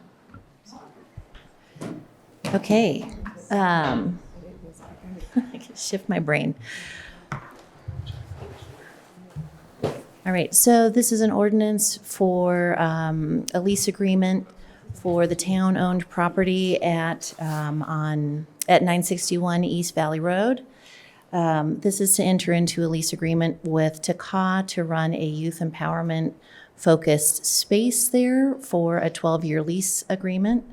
In exchange for favorable lease terms, Takaw will take on the expenses of building out the space to run the facility. And I will turn it over to, I think we've, for the record, for any of the public that has not been paying attention to the last few, we've had several presentations over the last, since September 23rd, 2025, talking about this concept. So here we are on our third meeting about this with a draft lease agreement for consideration. And I'll turn it over to Takaw if there's anything you want to highlight or I missed on there or any other questions. I'll just add, we had our youth arts influencers here, but it's a school night, so we sent them home because we're running a little late. But they were here earlier. We're thrilled with the lease as it's been written. I know you may have some questions. So our plan hasn't really changed from what we've presented to you. So we're happy to take any questions that you all have, unless you want to add something, Anna. Nope. Great. That's great. I was looking for 12 years, but I was looking for a process that kind of evaluates along the path of the 12 years of the lease, that how successful it is, or where improvements are made, or opportunities for other things to happen. And I think that's just holding each other accountable, to the process of having a lease on a public space that's being donated. Yeah. And, if you achieve your goals of recovering the cost of the space earlier, does that come into play? I see you had a request for funding attached to get started on the remodel. So I just want to build something into I couldn't find it in the lease. The lease was longer to read than the proposal was, so I didn't get into the details. It's not in there. Okay. Thanks, Joey. I have read it. Rick, do you think like regular updates, like an annual update from Takaw about how the program is going? Through the RITA. You get an annual update from Takaw through your annual RITA report. And that can be, we could supplement that with a little bit of, and by the way, here's what's going on next door and how we've been doing, and we've had this many events and this many, whatever. Engagement. So if you want that kind of thing. That'd be awesome. I don't think it's hard to do. It's really hard for Jeff and me to write that kind of thing, because really what it's saying is we'll talk to each other. One thing I can We'll say bill is, you for that. No, I'll bill you. we do our annual report, obviously, for the public every year, and of course do all our public filings and get an independent audit as well. But I think more than just that usual 990 annual report, nonprofit best practice material, I think what you're saying is you'd like some sort of report from leadership to you, talking about our progress, and we'd love to do that. I think, we're not only accountable to you and the public, but also all of our donors who are going to support this space. So I think we're more than comfortable if you want to put some language in there. The one thing I would say is when we were in conversation for the lease at Takaw, there was some conversation about requiring X number of this kind of music and X number of this kind of, and I think that level of detail doesn't allow us to respond to what is needed. But certainly sharing progress reports and detailed information, we're more than happy to do that. Yeah. So I think let's find out from you over the next couple of weeks what that language would look like. And Jody and Jeff can sort of parse it out, but yeah, we're happy to do that. It's possible I missed it, but is there a projected, and I'm sure it was in the last one or the one before or whatever, but remind me, the projected timeline of when you hope to open the new space? So we met with general contractor Harriman, who built Takaw, is excited to work with us again, which is a thrill because they're great and very generous with their time and resource. Our best case scenario, and this would be aggressive, would be to open at the start of the school year. That being said, we wouldn't sign off on programming until we had absolute clarity that we were going to have a certificate of occupancy. And we dealt with that opening Takaw and opening the temporary before that. So our best case would be when the school year begins. Probably more likely it would be closer to when winter is coming, around that timeline. But we're ready to, I mean, we're ready to go. So that's exciting. This is great. I'd love to get the updates every year. I mean, this is mainly because this is a big milestone for all of us, right? I mean, you guys have been wanting to do this. We've been wanting to have some kind of youth center where people can go after school, and there's all this programming that's going to happen. I mean, it's going to be exciting to hear about it on the regular, and see how it develops and see what we learn by it and how it informs other stuff that we do. It's community oriented. So, I mean, for us, this is a pretty big deal to be at this point. We feel Think the same about way. it. Like, how long have we been talking about youth center? You know what I mean? As a community. I mean, I was in high school. it's awesome. Yeah. Thank you. No, we're excited. And if you schedule us earlier in the night, we'll send the arts ambassadors to do the updates for you in years ahead. Yeah. That'd be pretty cool. Yeah, they would love to. They think it's cool to be able to come to these kinds of things. So. They're actually organizing, with Anna's help, groups of peers to talk about what should the programming be, what should it look like in there, what do we want to call it? Like, we all say youth empowerment space, but as a kid, do you want to go hang out at a youth empowerment space? Yes. Maybe just yes, but we're going to ask them, and Anna's leading that process, and it's really Bill fun. Harriman Memorial Youth Center. Yeah. So this is Anybody else? there's no. Mayor, I move the town council approve ordinance number 6, series of 2026 on first reading and set the public hearing and second reading for March 24th, 2026. Second. It's been moved and seconded. All those in favor, please signify by saying aye. Aye. Thank you It's very a lot much. better than the last vote. I know. I'm glad you guys are. I'm glad you're here for this. I saw you in the room earlier, and I'm glad this is second. Yeah. Jody was here for the Did real the same thing. I think we should stick then there's Rita. Rick and Pam.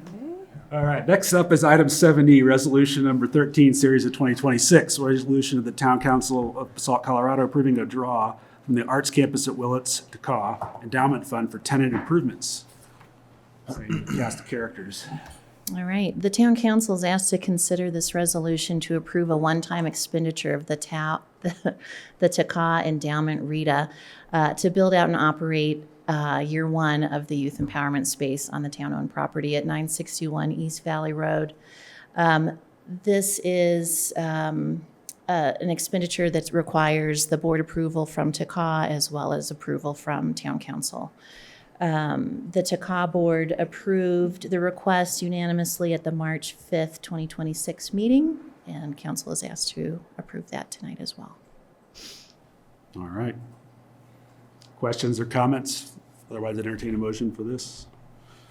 And that total number is it 274, 127? No, it's, No. 695,041. 695,041. oh, there it is.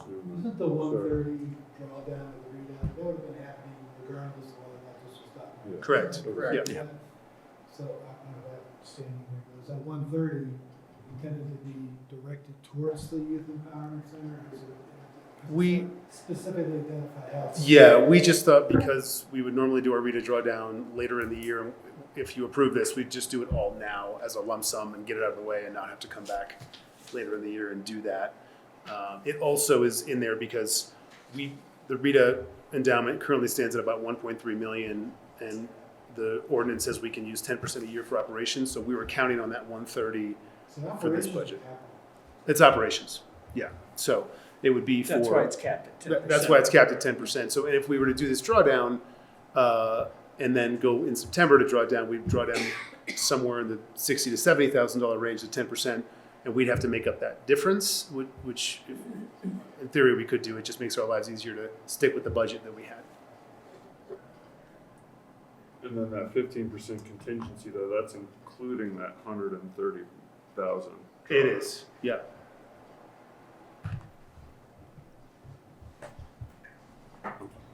It's for a good cause. It's your money. It's the same number we had. Yeah. So it didn't really change the budget. It was last September, so let's see. Mayor, I move the town council adopt resolution number 13, series of 2026. Second. It's been moved and seconded. All those in favor, please signify by saying aye. Aye. Thank you Thank very you. much. Well Thank done. you very much. Look forward to having you at the opening. All right. Next up, Mayor, I move that the town council I know what you want. enter executive session it was a Saturday morning. for a conference with our attorney for the purpose of receiving legal advice on specific legal questions in accordance with CRS 24-6-402, 4B, more specifically to discuss zoning issues on parcel 2E. I'll be recusing myself as my home is in the Cypress Meadows HOA. Second. Second. It's been moved and seconded. All those in favor, please signify by saying aye. Aye. All right. So we're going to go ahead and close out the broadcast. We're going to have exec session. When that is over, we will be automatically adjourned. So thanks for tuning in, and thanks for coming in person. You guys have a great night.